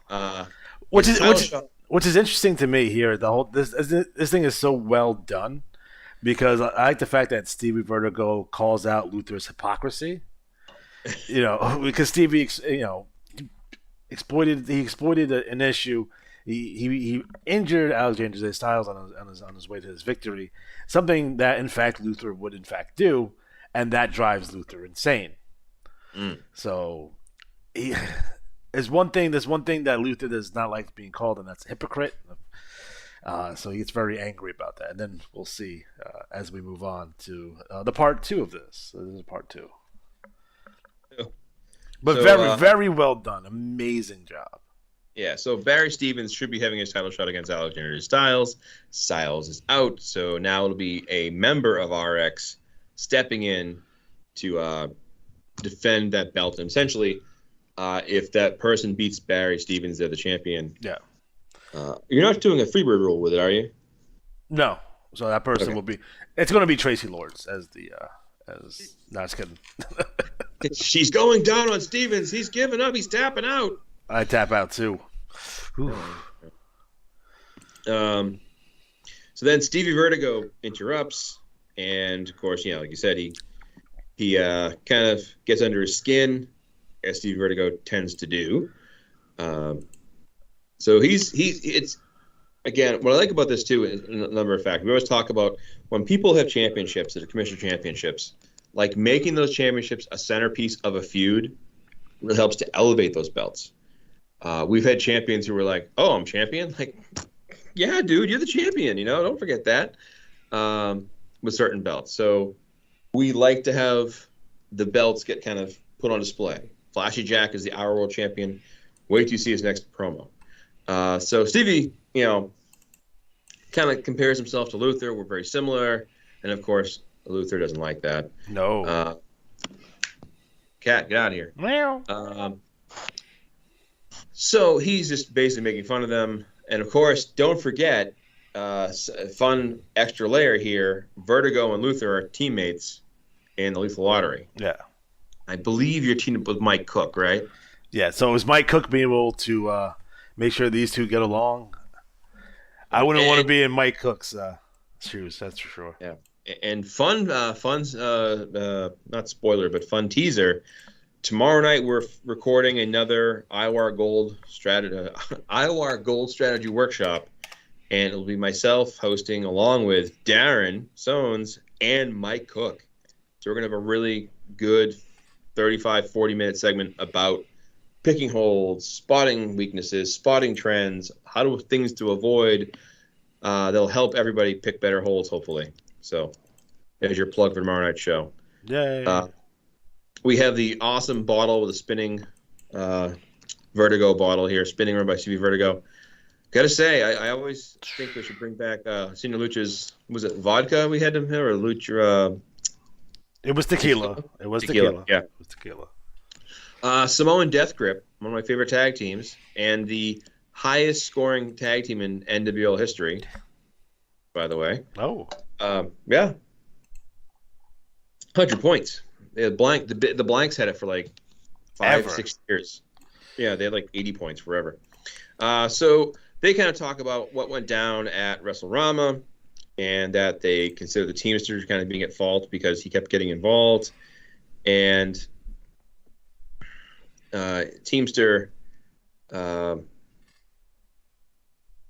getting fired. Let's put it that way. Again? Oh, yeah, of course. Poor guy. So we get Whoop Ass Incorporated making their BRL promo debuts officially when they're in the league now. And Plymouth McFerrari hit a 500 this cycle. And good for him. Congratulations. Yeah. So see here, Sabretooth is walking down, and they're kind of like Saber the Wolf. Remember the royal family of they're walking on, talking, and then McFerrari kind of comes up, just like, "Hey, Snaggletooth," like just doesn't give a shit, and not going to end well. Holy Family does not actually, Royal Family, right? Royal Family, yes, of Doom. They don't like being poked and prodded, so this is going to end in a feud here. And of course, waiting in the wings, we have a certain wrestler from the NWL who will be coming in very soon, who has a lot of beef and score to settle with McFerrari. So they kind of exchange words, and Mick makes fun of them and talks about, Greg Garner being challenged for a pay-per-view. And, again, Mick Ferrari's picking up lots of little enemies here. So we'll see where it goes. I have a surprise that I'm putting in the bulletin as far as who Mick Ferrari will be facing at Imagine Bash. So next up, we got Johnny Carnage coming in with a little tribute to Scott Hall, who, of course, remember passed away a few weeks ago. Yeah.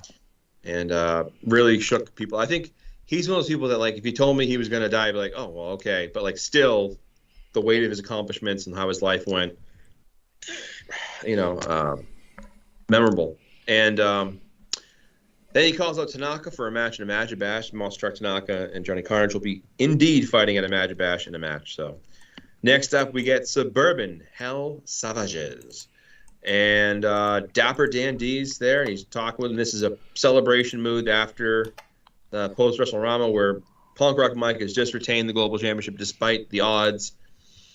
And Agent 26 is kind of unhappy because he just lost $1 million to Wisp because he decided to bump their $100,000 challenge to $1 million challenge.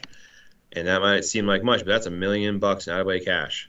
You can buy a lot of a lot of bribery for IWA. Johnny B, I'll give you $5 million in IWA cash for 0 wins or 0 losses. Make my record 1,000-0. So now it's a matter of Punk Rock Mike talking up his next opponent, and of course he'll be defending against Jim the Anchor Neidhart. So we'll see what Jim has to say about that. Next up, we get Flashy Jack Fernandez Fan Club newsletter. He's really excited about being the IWAR World Champion. He defeated Sabretooth. And, of course, he'll next defend that belt against author of Agony, LePage Turner. So these guys have quickly become kind of rivals over some recent matchups.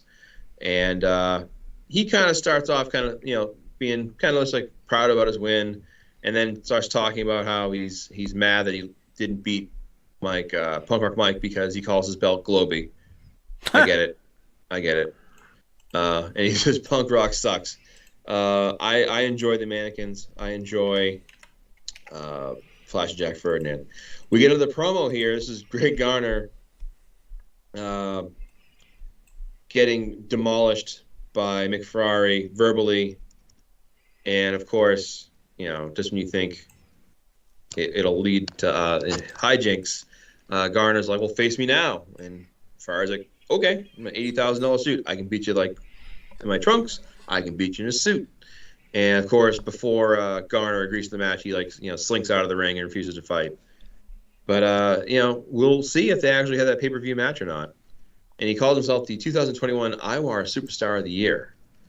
And you remember he coined that phrase shortly after demolishing Rhett Grady. Country Hammer. All right, Carnival Profits, Carnage Dodge, and Jello Duckins, the two names I hate the most. I love Jello Duckins. Jello Duckins sounds like, man, it just sounds wrong. They're speaking of Pain and Destruction. They're calling out Pain and Destruction. So we'll see. Very shortly, you'll notice that I'm going to have a triple threat match at Magic Bash. It's going to be the Schmidt brothers against Carnage, Dodge, Jello Duckins, and also against Pain and Destruction in a triple threat match. So we'll get those guys to settle their beefs in the ring.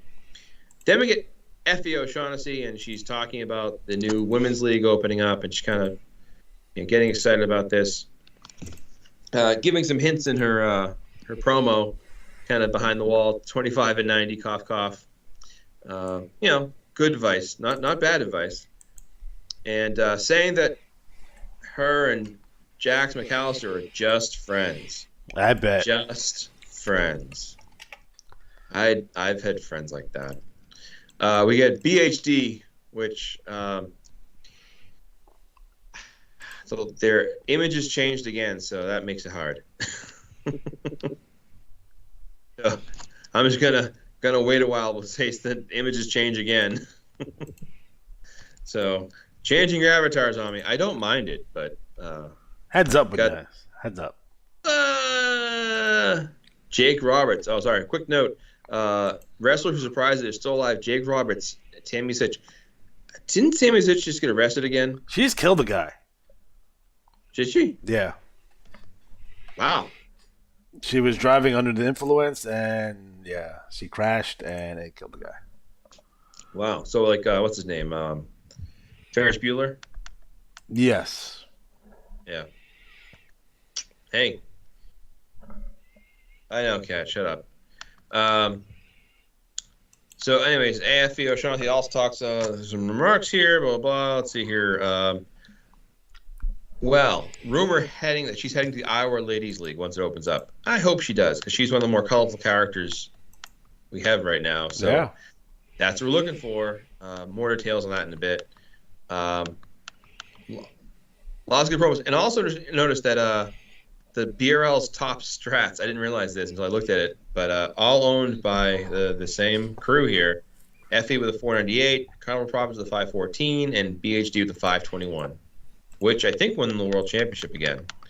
Next up, we got Rob Ratliff, Double R. He's calling out Dick Jackson. He's had enough of the suspension, and I can tell you that he will be appearing at Magic Bash. Just who will his opponent be? We'll see who that'll be. So he's ready to get it back in action. The Fox brothers are looking for a fight, so I would highly suggest if you're a tag team looking for somebody to pummel, the Fox brothers. Silver Fox and Chief Bull Gray Fox could use a beating. And I can't, I'd be remiss not to remember the fact that Chief Bull Gray Fox is the guy, in fact, who found a horse's head in his bed. Yeah. It was his fault. I'm pretty sure that was Mike Mason, by the way. Oh, was it? Okay. Yeah. Sorry. But Luther told him to do it. It was planned. It was the Luther plan. Yeah. So Betty Red talks about beating Gina Colada at WrestleRama, and she did. So she's the champ now. So she's got to be the one to hold the banner for that company. Then we get the Rainbow Pony. Now, if you're not familiar with Rainbow Ponies, again, very colorful character. I always kind of think of in the mold of Exotic Aging Street, Adrian Adonis, Velveteen Dream, like this kind of a bizarre Gold visual. Dust. Gold Dust. Oh, actually, good one. Yeah. So Rainbow Pony is kind of Johnny B. Bad. Johnny V. Whatever happened to him? He's dead. No, he's a motivational speaker. Oh my God. It's former New York State Golden Glove champion. Really? Yeah. Oh, I didn't know that. Beat Razor Ruddock, according to Jim Ross on an episode of 1991 main event. Razor Ruddock. Yeah, Ruddock? Razor Ruddock. Man. All right. So anyways, Rainbow Pony's got some business going on here. He kind of mentions Monster Truck Tanaka, but Tombstone Thomas Steele, so he's talking about some of the guys in the league and saying how he's going to set himself up for, really being successful, and enjoy their stew and banana milkshakes. Ruined it for me. The Schmidt Dog and Schmitty talking about, tag team establishing themselves. So like I said, they're going to be involved in that trios match with the Carnival Profits and Pain and Destruction. So we'll see if they can settle some business. And again, those listening, pick up the hints. If you have some ideas for events to happen at pay-per-views as part of match angles, let me know. Monster of Mayhem, Donnie Bloodstone, talks about his relationship with Kabuki Dragon. They used to be called Dragon Blood as a tag team in the AWL. And he's challenging to 11 Stages of Hell Best of 11 series. Is he from Japan also? Donnie Bloodstone? Yeah. No, I think he's from New Jersey. Oh. So he wants Commissioner Jackson to pick this last stipulation. So that's hanging out there. So we'll see if Kabuki Dragon answers. So again, Kabuki Dragon is a busy dude. A lot of stuff going on. It needs to be a tuxedo match because we don't get those much anymore. No, bra and panties. No. So next up, Owen Bolick, Gangs Return Wrestler turned BRL champion. Oh. And he's kind of mad at Rainbow Pony. So we'll see if Rainbow Pony answers to him, because he's basically just talking trash and smack about him. And he wants to beat his ass. So we'll see. And then we have we got Matthew Potter and Saskatchewan Sasquatch, and they're out here looking for opponents. So another tag team in looking for feud. So if you have a team, you're like, hey, I want to come to the BRL. I need something to do with my team. I need some opponents. Get things going. I got some ideas for you. Let's see here. Johnny B. Rotten. The Nasty Critter, Brian Rotten, former Johnny B. Cup winner, is talking about his plan to win that again, and that he's looking at knocking off Punk Rock Mike for being the longest running global champion. And almost it's a record akin to like when Hogan had the belt. Like he's had the belt forever. Dead. Was it 4 years? Let's see. He won it in January '84. Lost it in '88. Yeah.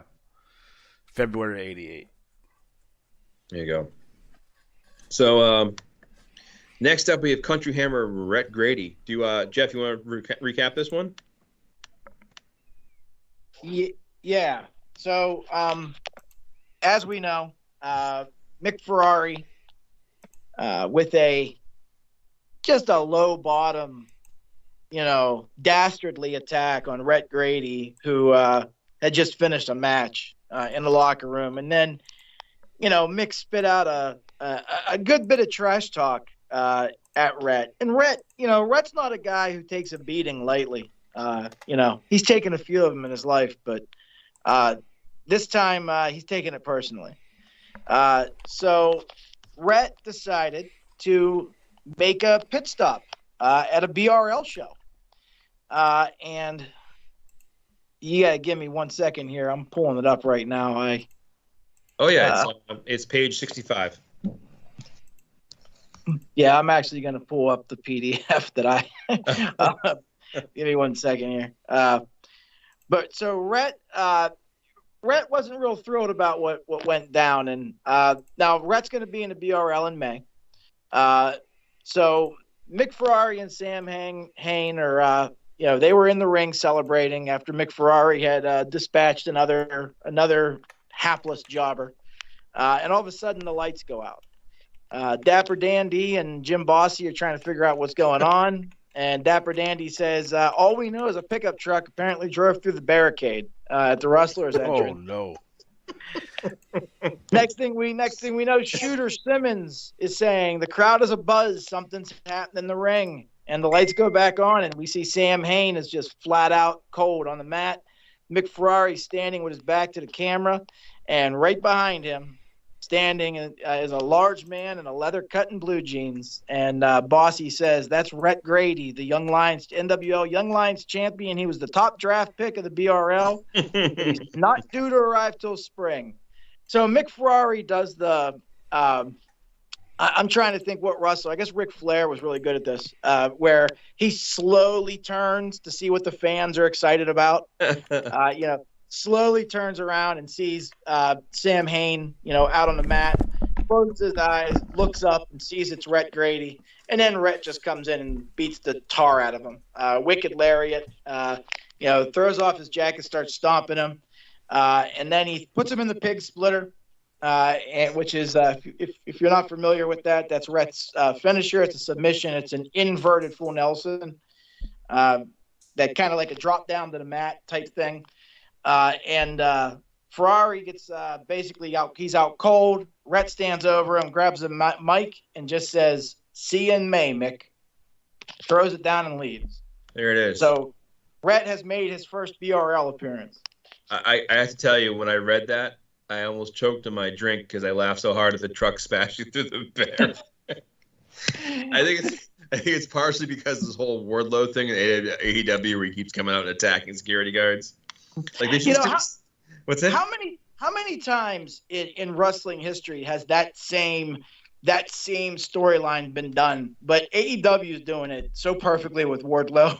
And I think it's because MJF is just he's just a despicable, SOB that, you want to see him get killed. And that's kind of the way that I figure this. Like, Mick Ferrari to me is sort of like an MJF type character. So I dig it. Yeah, it's also him building off of, for instance, winning most popular wrestler and turning his promos around and, pinwheeling to, the heelish character. And what I always think they should do is, they don't always do this kind of stuff, but I'd love to see something where, instead of just showing him beat the hell out of, security guards, just have him, walk up and be like, I'm quitting. I'm done. I don't need this job. Walk away. So yeah, or have Rhett Grady. Well, actually, I won't give. It gave me an idea I want to use for an angle with that. So we'll see if I can hold on to that. Right, I'll keep it. All right. So next up, Brahmo Baron is seated and he talks about he's doing a little drawing, and Rodney D'Armond, of course, does the speaking. So he talks about Thugs for Hire doing business. And we should note that, Thugs for Hire, they're all about money. And they make fun of Monster Trucks Tanaka being a bathroom break match guy, which, I will say that's one of my favorite insults. There was an old Rock promo when he was fighting the Big Show. And he said, whenever you come out, your match is the piss breaks. It's like, oh. But we have a big promo coming from Thugs for Hire this coming cycle, which will really help us set the tone for Brahmo Baron's North American Championship match when he defends the title at Imagine Bash. I won't give any more of it away. I'll just say that you want to see their promo and see what comes out of that. Next up, we have the pharmacist, Rex Payne. Oh, Greg, let us know if we're saying that right. And the Carnival Profit's going to take them back to Clowntown, USA. That's my new favorite, quick slang, Clowntown. Because it's fitting, because if you're working retail, you're working with the public, man, some people are just, it's wow. And he makes fun of Jello Duckins, so good for him. So I'm rooting for Rex Payne here. It's all because Darren hates the Von Schnapps. Next up, we've got Kabuki Dragon walking into a hotel. He gets jumped by 3 masked men. They leave him lying, bloody. And there's this whole thing where it then goes to a thing where he gets attacked and humiliated. And I don't know who sent the attack in. I have a feeling I might know, but Chris also said to me, like, "Do you know who did this attack?" And I'm like, "No." So I always say, if you're not sure, you can always, ignore it, or you can just reference it and be like, "I don't know who attacked me," but like, there's somebody here who's throwing, they're hitting him with a bag of, sliced cold cuts. So I don't know. I don't know who was behind that attack, but I'm sure they'll probably reveal themselves. But you can tell now, like, Kabuki Dragon as a babyface is getting a lot of people coming after him. So at WrestleMania 10, it's Ace's last stand. So the Tool Soul representatives of Action Consistency Enterprises, Ace, put their reputations on the line. So Seth Adam Lee was fighting Zydrate and a Biker Chain in a pole match. And, of course, Zydrate defeated him. And that kind of settled that. Then it was originally a 100,000. He said 10 million ladder match challenge. I don't think it's 10 million, but 1 million, unless I misread it. But Wisp did indeed defeat one of the members of Suburban Hell Savages, Agent 26. And, he won the Ladder to Greatness match. So I'm curious to see if that actually will be a transaction of $1 million IWA dollars changing hands. So then we get Catfish Rob's art gallery, and we have IWAR Wrestling Show, and it's IWAR cage match with Mad Dog versus Puppy Dog DJ, and there's looks like a guitar wielding I Rules DJ, and another shirt says the BRL boss Puppy Dick Jackson, and he has gas coming out the back of him, a little fart bubble. That was like Q. Alex is chuckling. So you will soon see a resolution to the beef between DJ and Double R. Then we get another example of Assassin Beast Devasto overpowering Adam Cash, but the guest ref was Jack Whiskey. So was he behind it? But let's see here. So he was saying he defeated him in a match, 581. So I don't know. We'll have to see. I'll check the record books. See, Skullfire. And I'm here to announce I intend on walking out of WrestleRama as a Royal Rumble winner from when they take my career to new heights. So Skullfire, didn't win the Rumble, but I'm glad he was talking about it. And of course, we get Wolf out of the royal family here of Doom.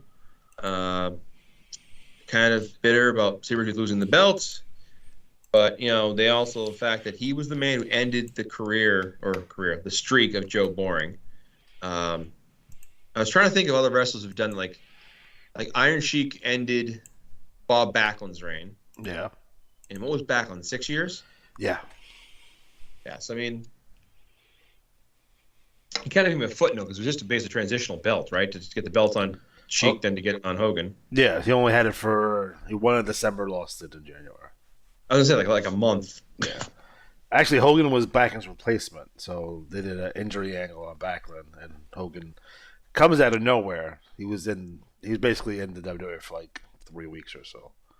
Right. So next up, we get Kabuki Dragon again, not Neo Dragon. Talking about LePage Turner and wanting to settle that beef. He That's the problem, is that it's not Neo. That's the problem. That's the biggest part. Well, Neo Dragon's not in the VRL, so. Well, there's a reason for that. All right. Neo Dragon, like WWE versus AEW. You know what I'm saying? What if they joined forces and became Double Dragon? Oh. That would be neat, but I don't think that's gonna happen. Maybe in one of the tournaments. Anyways, he take talked. It take a lot of money. All right, take a lot of money. $1 million. So Kabuki Dragon talks about some of his world championship rivalries and that he's going to settle this one with Paige Turner. We get Judy Sessions has joined the BRL, and I know there's some roster shuffling going on here, so I won't spend too much time, but there'll be some moving around of some of the rosters, so we'll let that settle for now. We have Hawaiian Heartthrob who I finally sent a new picture to. Sorry for the delay on that, Neil. I'll send some more pictures too. But kind of talking about it's nice to finally have some allies because he keeps getting attacked, burned, blinded, etc. Like I said, the Hawaiian meat babyface. We have sensational prodigy Callie Kamara, who I believe will be headed to the BWL too. So I'm keeping a running tally of who will be going to the BWL, Black Widow League. So kind of talking about being there, having success in the QQW. Next up, we get the White Claw Outlaws. I hate them. They're bums. No, I'm just kidding. They're not that bad. They are the IWAR World Tag Champions. They talk about their success over the Samoans and how they don't have anybody to challenge them. So I wonder if there's any kind of good tag teams coming to the BRL with a lot of history of winning that possibly could give them a good feud. Then we have Jim Neidhart talking about, they're tougher than Zima. And Anchor, I'm curious to see how Anchor responds when he, talks about his new championship shot at the Global Champion. Because Punk Rock Mike has fought a lot of people, but Jim Neidhart's had a lot of success outside the BRL, so he's already been BRL champion. We have Wrestling Demons, Drugs, and Alcohol calling out R.A. Rude, essentially saying that, the two main demons in wrestling have taken everybody, no one's beyond their reach. And R.A. Rude, they're basically challenging him to speak up and answer their challenge. Will R.A. Rude answer? And then we have what I always look forward to is the silliest promo of the bulletin. We have the 10th annual Bowling Invitational. It's Mike Cook. Who the heck is Mike Cook? Talking about the odd balance of his Lethal Lottery partnerships with T Vertigo and Luther Alexander. And, couldn't ask two better partners, but, boy, they hate each other, so it's really got to be hard to pull this together. And we'll see where that goes. So that is the BRL Trash Talk this cycle. Thank you to everyone who took part. Always send your stuff in. We'd love to see new stuff. Lots of feuds going. We've got more room for feuds. If you have any special requests, want help getting things ball rolling, so to speak, let me know. So, Alex, do you indeed excavate that? I dig it. I dig that. That's for goddamn sure. Alrighty. Next up, IWL number 154. So, Luke, what's going down in the IWL? I mean, just read the IWL Blaze. That's it. That's the whole. That's it. That's all I gotta say. Well, the Blaze was on hiatus this cycle, so you got a repeat. Oh, it's okay. I mean, the one time. So there's some stuff going on. This is the cycle before Soul Survivor in Tokyo, Japan, and also biggest thing that really happened was Alexander J. Styles got injured.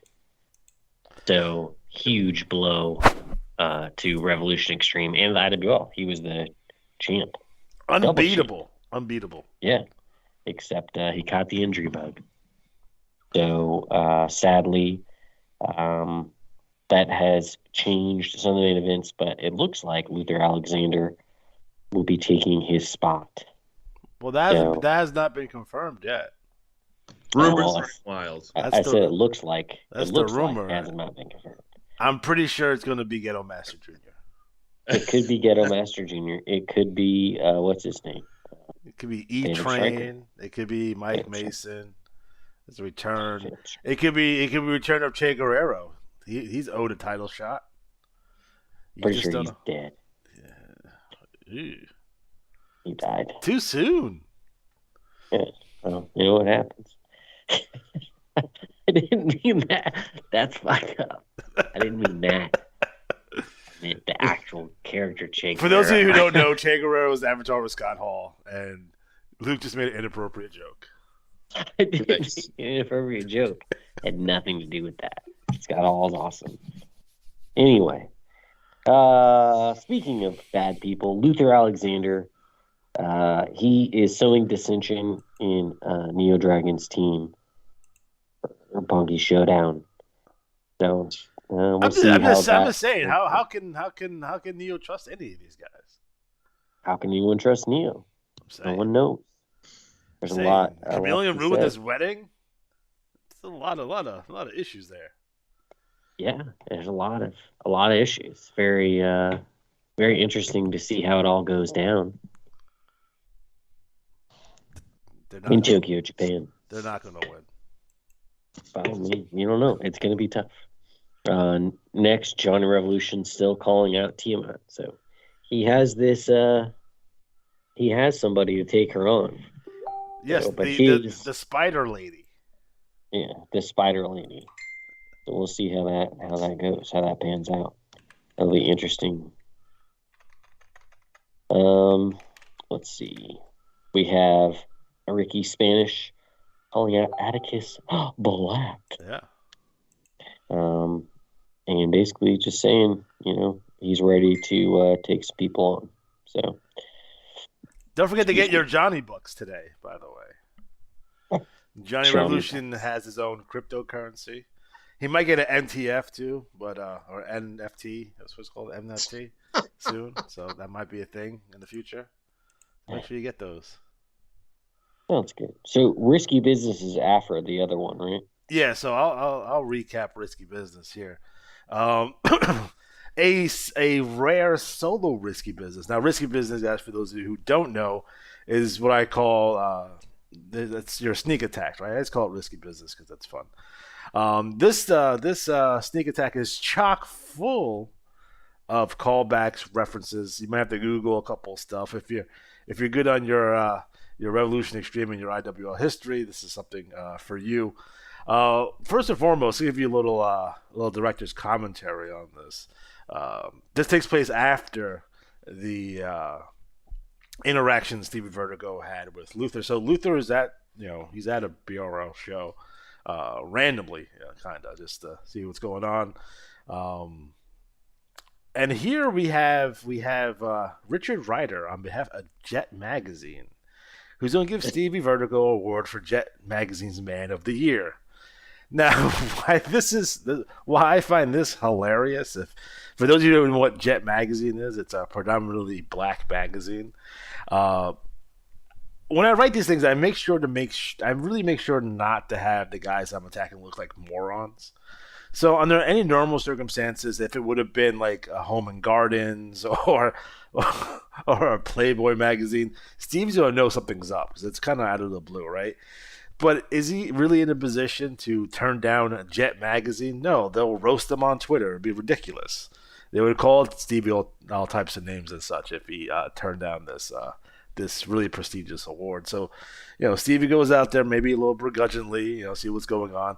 And I did it on purpose where I didn't give Stevie an opportunity to speak because I wanted it to happen really fast so he doesn't know what's going on. So he's out there. Richard Ryder, which is a hilarious name if you think about it for about 30 seconds. He rips open his shirts to reveal an RX t-shirt. And all of a sudden, Steve looks confused. And, right when that happens, all members of Revolution Extreme rush the ring kind of out of nowhere. And even guys, when you're writing sneak attacks too, I didn't obliterate Stevie. So Stevie puts up a fight, but the numbers are just too much, and eventually he goes down. He goes down swinging, though. Luther grabs the mic. He's super upset that he injured, Revolution Extreme's top guy, the current IWL World Heavyweight Champion. And they go on and they beat him pretty good. He gives him the Soviet super kick. And again, another thing, I try to have things make sense, like no one's going to come out and help Stevie, really. Like, there's security involved here. So I do have security rush out, but then you have a knife-wielding O.J. Simpson holding them off to make sure they don't get involved. Luther makes references to his time in the BRL where he was the Intercontinental Champion and he was a league champion. He basically says the BRL sucks. It's terrible. A bunch of guys thinking that they're big shots, but they're not. He referenced Sabretooth in there as well.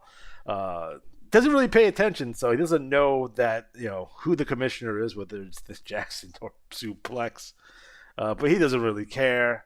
It cost Revolution Extreme a ton of money in endorsements and championship matches due to Alexander J. Styles' injury. He makes a reference to Logan Kane. If if you mess around with Revolution Extreme, you might end up like Logan Kane's at some points. And then at that point, he takes a gasoline container and dumps it in the ring and sets the ring on fire, a la Harley Race tried to do when Harley Race did a shoot run in a WWF show with a gun and tried to burn down the ring, which really happened when they were running St. Louis. So that's a reference to that. Basically tells the Bureau they can go to hell and everyone else to have a nice day. So, that's that TT in a nutshell. Again, I try to keep it, and for those of you, I don't know, I think we're going to do a TT workshop at some point, but it's like, don't do the whole, hey, I bum rushed the ring, I hit the guy with a chair, I cut a promo, and that's it, or I beat someone up with a baseball bat in the parking lot. Those are fine, but they've been done to death. Get creative. Think outside the box here. Think about scenarios that you gotta lure your victim into a compromised position here, like I did with Stevie Vertigo. So he's compromised, and I'm really really interested to see if this continues. They do have that 6-man match coming up soon, so they're going to be involved in that. So something cool could happen there, and this is all happening in the background of Luther's big feud with Neo Dragon as well. So, is Luther possibly distracted? Who knows? And that's it. Hey, Luke, did I spell kamikazes correctly? I don't know. Luke's the resident expert in Japan, right? Yes, he is the resident expert. You live there. Okay, a lot of people live there. It's a big country. I don't know what it is. You guys' association with me in Japan is it's weird. It's not healthy. It's a little healthy. I do have a nice picture here of Neo Dragon here. This is remember Kamikazes lost the war, which is true. They in fact did lose that war. So keep that in mind. And for those of you who like to use pictures, like I like to use pictures a lot, make sure that you want to get those high-resed up a little bit. You know what I mean? So, if you're looking for a program that will high-res your photos, use Gigapixel like I do. You can download it, you can pirate it off the internet like everybody else and not pay the $300 that it costs. But yeah, do that because they'll take low-res pictures and make them high-res and make them bigger so they're nice and clean. You can continue, Luke. Go right ahead. All right, very well. So a shout out to our sponsor. All right, so after that, some asshole wrote like 10 pages TT. So you can check that out if you feel like it. I love what you did here, including Misty Hyatt in this as well. Use your tools, guys. Use the tools. So when you're doing TT, you can use Misty Hyatt because that's her literal sole purpose. Yes. And Dapper D&D is not allowed at IWL events anymore. Because he had it banned. He is the Terry Garvin of the IWAR. Garvin. So he is the Mel Phillips of the IWAR. He's not allowed in the IWL, and he's not allowed within 50 feet of any elementary schools as well. So that's correct. Keep that in mind. He does hang out with Ollie Atari, but that's it's weird. Anyway, we got Bad Street Marcus Brown. He is new to the IWL. I don't know who Mr. S is. So, he evidently hired someone to interview him named Mr. S. Mr. S. I'm not sure. Mr. S. I don't know what that means. I don't know. But he says he's a prize fighter. Oh. So who do you think Bad Street Marcus Brown's avatar should be? I think I'm gonna go with Bad News Brown. Yeah, I would do that. Be the best. Makes sense. Mr. X is his manager. Hey, listen. If you guys don't pick avatars, I will be forced to pick them for you, and you don't want to do that. Yep. So Big Bonnie Banks, excuse me, is calling out Riley Reynolds. Let's see, because her and Lone Star Redneck and all them are here now. So they're basically calling it everybody. How is Lone Star Redneck going to attack the already injured Alexander J. Styles? Unbelievable. What a piece of trash. Maybe it was like McMahon when he had, in the hospital, was like wrapped up, and then Austin attacked him. Yeah. Hey, when you guys are doing TT, don't claim that you injured someone unless that's like something that you've worked out with the wrestler. Well, it doesn't make any sense. We can justify this as this happens before the match. And Stevie Vertigo made it worse, technically, in a technical standpoint. Again, you got to try to work headcanon into some of these things because, especially, if people don't have, they're not incommunicado with the rest of us, you might have to take, a different path here and kind of fit whatever story they're doing into what we're doing. So, I'm going to take headcanon to, like, this takes place before that. Possibly. It wasn't bad TT. It's good TT.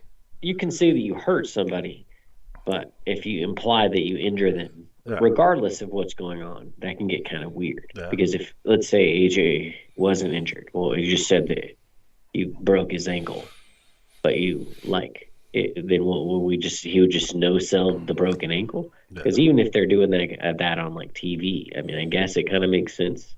But it still doesn't make any sense when they do it on TV. Yeah. It always drives me nuts. So. Oh, it's driving me nuts. Yeah, it's driving me nuts. Anyway, okay.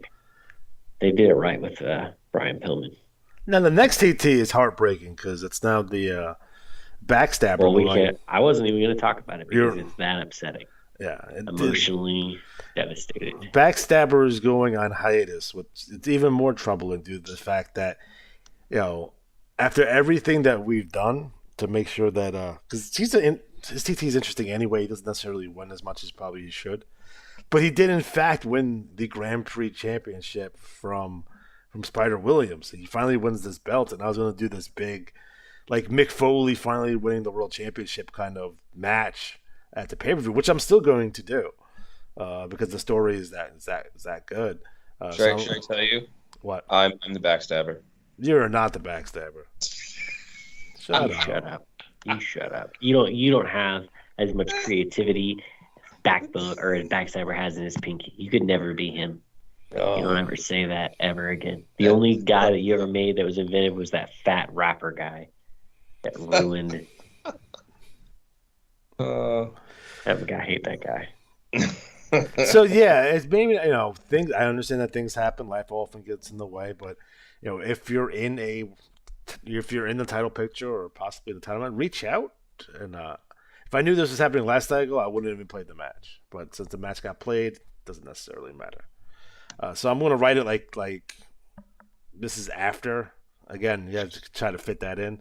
So at the pay-per-view, Backstabber will defeat Spider Williams for the belts, and then we'll take it from there. Maybe him winning the championship is enough to keep him around or have him come back. So we'll see how that goes, and then I got to figure out with all the injuries and the guys leaving, and like our title picture is like completely in flux right now. So I need to figure out how to get some stability back in the title picture because it's crazy right now.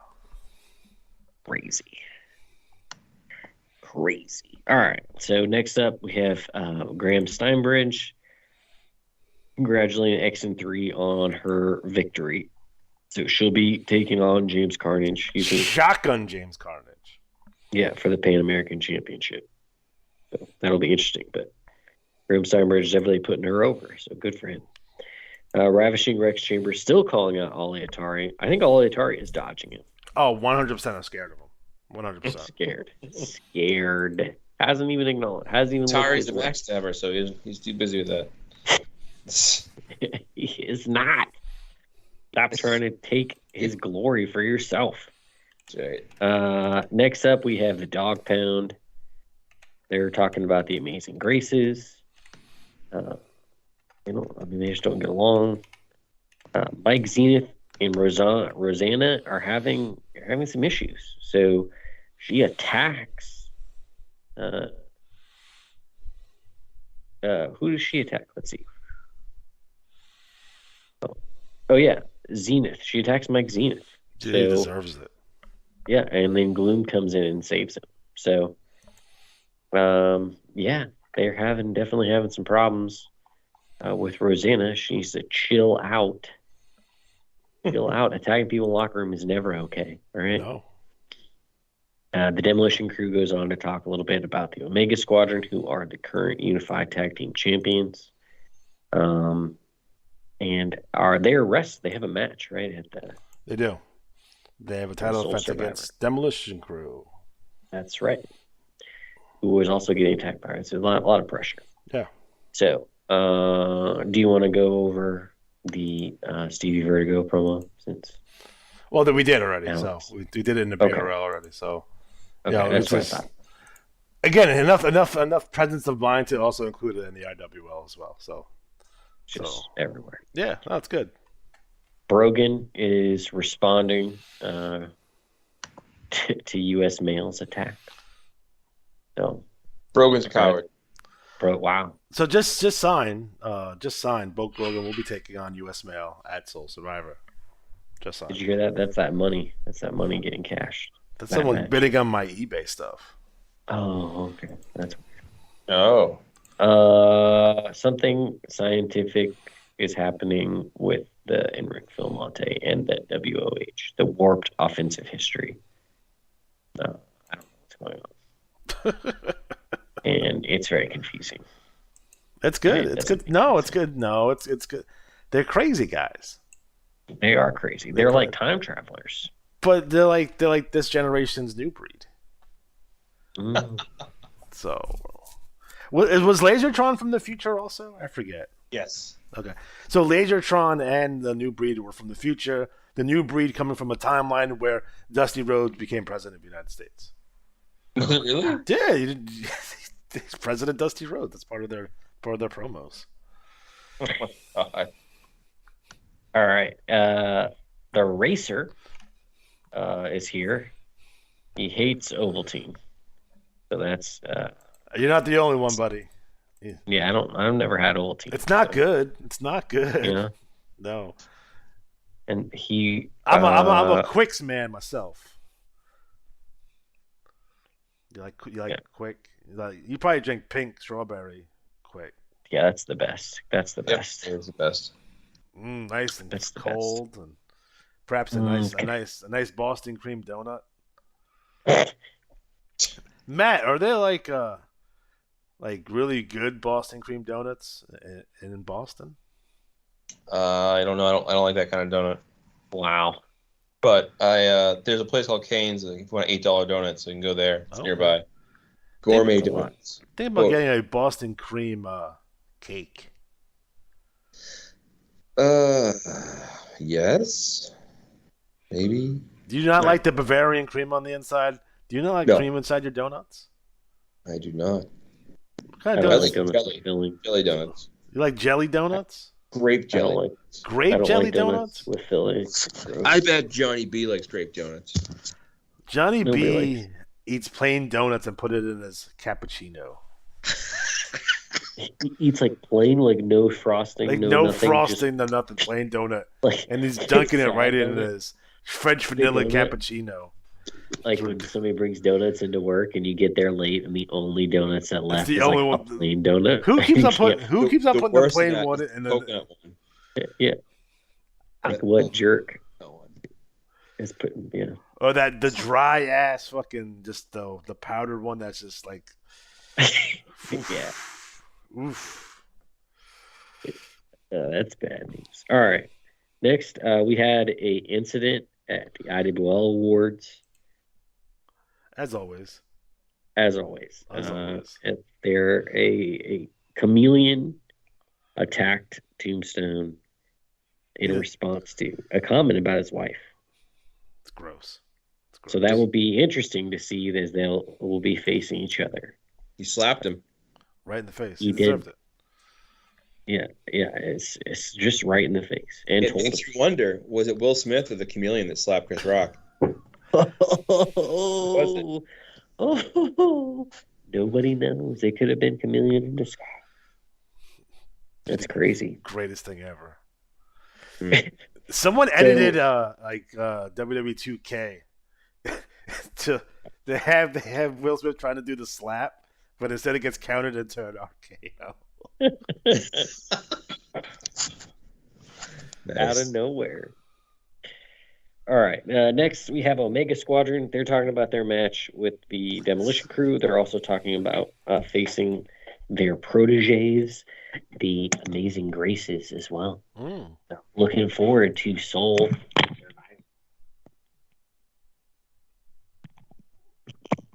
Luke, did you fall down the stairs again?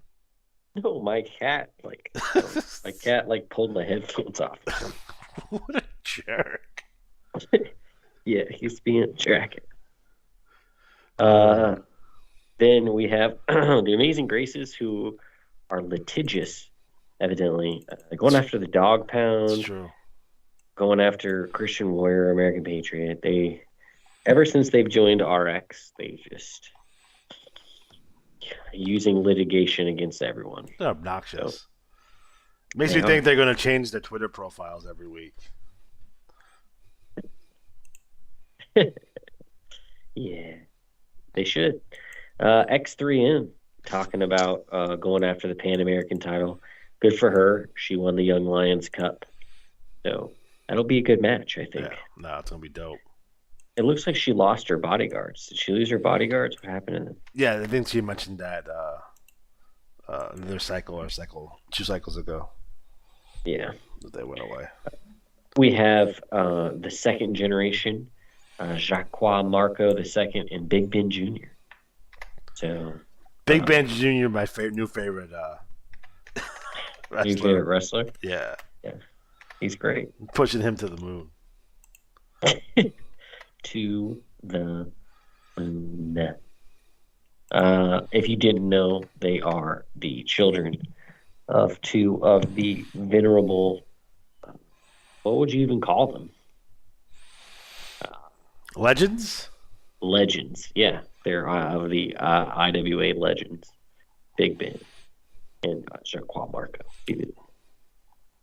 So that's pretty awesome. It's going to be great. Technically, Good to see Big Ben him. still wrestles in the NWL. That's true. He does still wrestle. He does. He's like, what's his name? Baron von Raschke or something. He's going to be like 1,000 years old and still wrestling. And then, so we have Free Quebec, which is they've definitely been on a roll. They're killing it.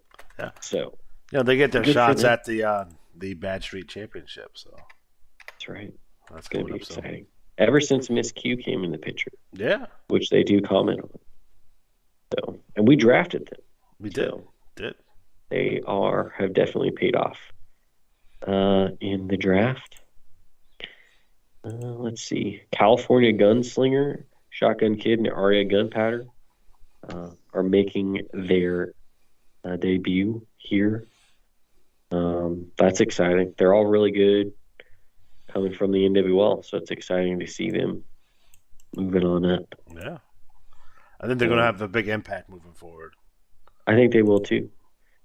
Ollie Atari is commenting on the downfall of his nemesis Alexander J. Styles. He's kind of rubbing it in Luther's face that his protege kind of bit the dust there. So Yeah. pretty rough, man. Pretty Well, rough. Atari can never beat him anyway, so it doesn't necessarily matter. His opinion is worthless. Oh my god. Worthless. That's Son of a bitch. Worthless as that and that trash bag hoe he has with him. Ooh, his wife and mother of his Are child. they married?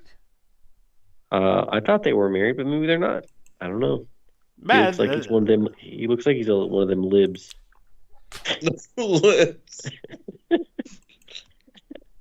Yeah. Are they married, or are they just They have a kid, remember? doesn't mean anything. This He is married. 2022. Gosh. I mean, I don't know what Atari's like. Maybe he had to be married. That's That's it. Shotgun wedding. he's been with Xanadu for this long because she took his virginity. That's what it is. Yeah. and they're married. He's a weirdo, man. He's a weirdo. Just a weird guy. She took his flower. Yeah. Sad state of Yeah, affairs. he's only ever been with one person. Good for him. We don't know about Lady Xanadu. We don't know about Lady Xanadu. That's true. Man. Anyway, we're not going to bring that It's the only woman I can smell through the computer. And she's imaginary. Imagine how awful that smells like. I'm choking over here. Next, we have Total Package U.S. Mail, who smells like Axe. Like body spray? Yeah. But like a lot of it. Calls out Bulk Rogan. He's talking about Christopher Destruction and Frederick, a good fellow. So he has his match now with Bulk Rogan. So we'll see if he can what he's going to do against the wrestler of the year. That'll be interesting to see. Barry Stevens, Barry taking knee Stevens. That's right. He has his championship match. So he's going to go up against Revolution Extreme. He doesn't know who he's going to be going up against now. He's not aware. But it'll be interesting to see. So he really just anyone from Revolution Extreme, I guess, could step in for him. So he talks about Graham Steinbridge. But basically he focuses on the fact that it doesn't matter who in RX he's going to take on. It's just a matter of getting that title. So we'll see what happens. The Von Snaps continue this weird cult thing with their dad. It's real weird. I don't like real it. Weird. It's real weird. Real weird. I think it's gross. It's the proud gross. papa. Man, it's weird, man. These guys are weird. They're still they still have some stuff going on with the regulators, but we'll see if that goes. Yeah, they're going to be they got a match at pay-per-view. Yeah, they have. They're going to be a 6-man here, right? Matt, you were saying? That's a 6-man. Yeah. No. I mean, that's what they're going to focus on here in the. Yeah. In that.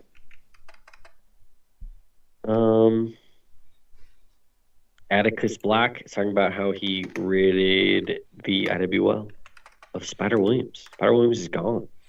That's it. Finished. And Atticus Black, we pushed him so hard. Atticus Black came in and just wiped that all away. Yep. Wiped it all away. It's almost like real wrestling at this point. It's like, It is almost like people getting injured, people getting fired. Yeah. Anyway, we have Killer Cross and Killer Crush. They're going after what's the tag name? Big Ben and the other guy, the new second gen. yes. Industry. We have Rod, Camino, and Waz and Dave the Decision. So they're talking about Johnny B Cup. Obviously, we know that Rod was defeated by Neo Dragon in the Johnny B Cup. Pretty rough. Pretty sad. Bad news.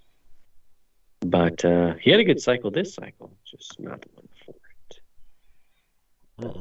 He's talking about Kabuki Dragon, and everybody hates Kabuki Dragon. It's true. Nobody likes the Kabuki Dragon. And then, what's her name? Riley Reynolds. She's really, really done a really hell of a job. So, we'll see how it goes for her at the pay-per-view. It's nice to have the industry here. Yeah, for sure. Lots of content. Good guys. We got Egomaniac Racer McKay. This is his debut, right? Correct. He says he doesn't fear any of the top flight stars here. He doesn't. In the IWL. So we will see. And then also we have Ulysses Deadeye. He's evidently coming over from somewhere, the OSL. Yes. Or in GCL or something. Yes. I've never heard of him before, but it would be interesting to see how he fares here. in the IWL. But he has been around the IWA, so good to have him here. Yeah, we're tracking all the best talent that the IWA has to offer at this point. So, well, I mean, we don't lose an injury and stuff like that. no. Right. But whatever. But yeah, so basically this is the build up to the Soul Survivor. So we'll have Soul Survivor on Tuesday. Results on Tuesday, and write-ups the next cycle. So it'll be interesting to see how that goes down. And that's all that's going on in the IWL. There it is. I dig that. Matt, what do you have for us IWAR wide? Well, we have the Black Widow League is going to be forming soon, so That's the name. That's the official name. That we're good on that. Okay. Yeah, Black Widow League. I like it. It works well with a lot of our artistic endeavors, and the design department's working on that. I'm setting up the flyer to kind of promote it for this coming issue, so we get people to come over and load the league up with talent. So that's that, and then Johnny B. Cobb, Marlon Memorial, Queen of the Ring, as well as the Best of the Best 6 is all kicking off or continuing. And trying to think what else. The finals of the triple. God, I'm tired. Oh man, Lethal Lottery. That's trifecta. So that final will be there. So lots going on, and again, just fire that trash talk in, keep it going. So yeah. All right, man. Sounds good to me. All right, guys. So we are officially out of time. So for Matt, for a sleeping Jeff, for Luke,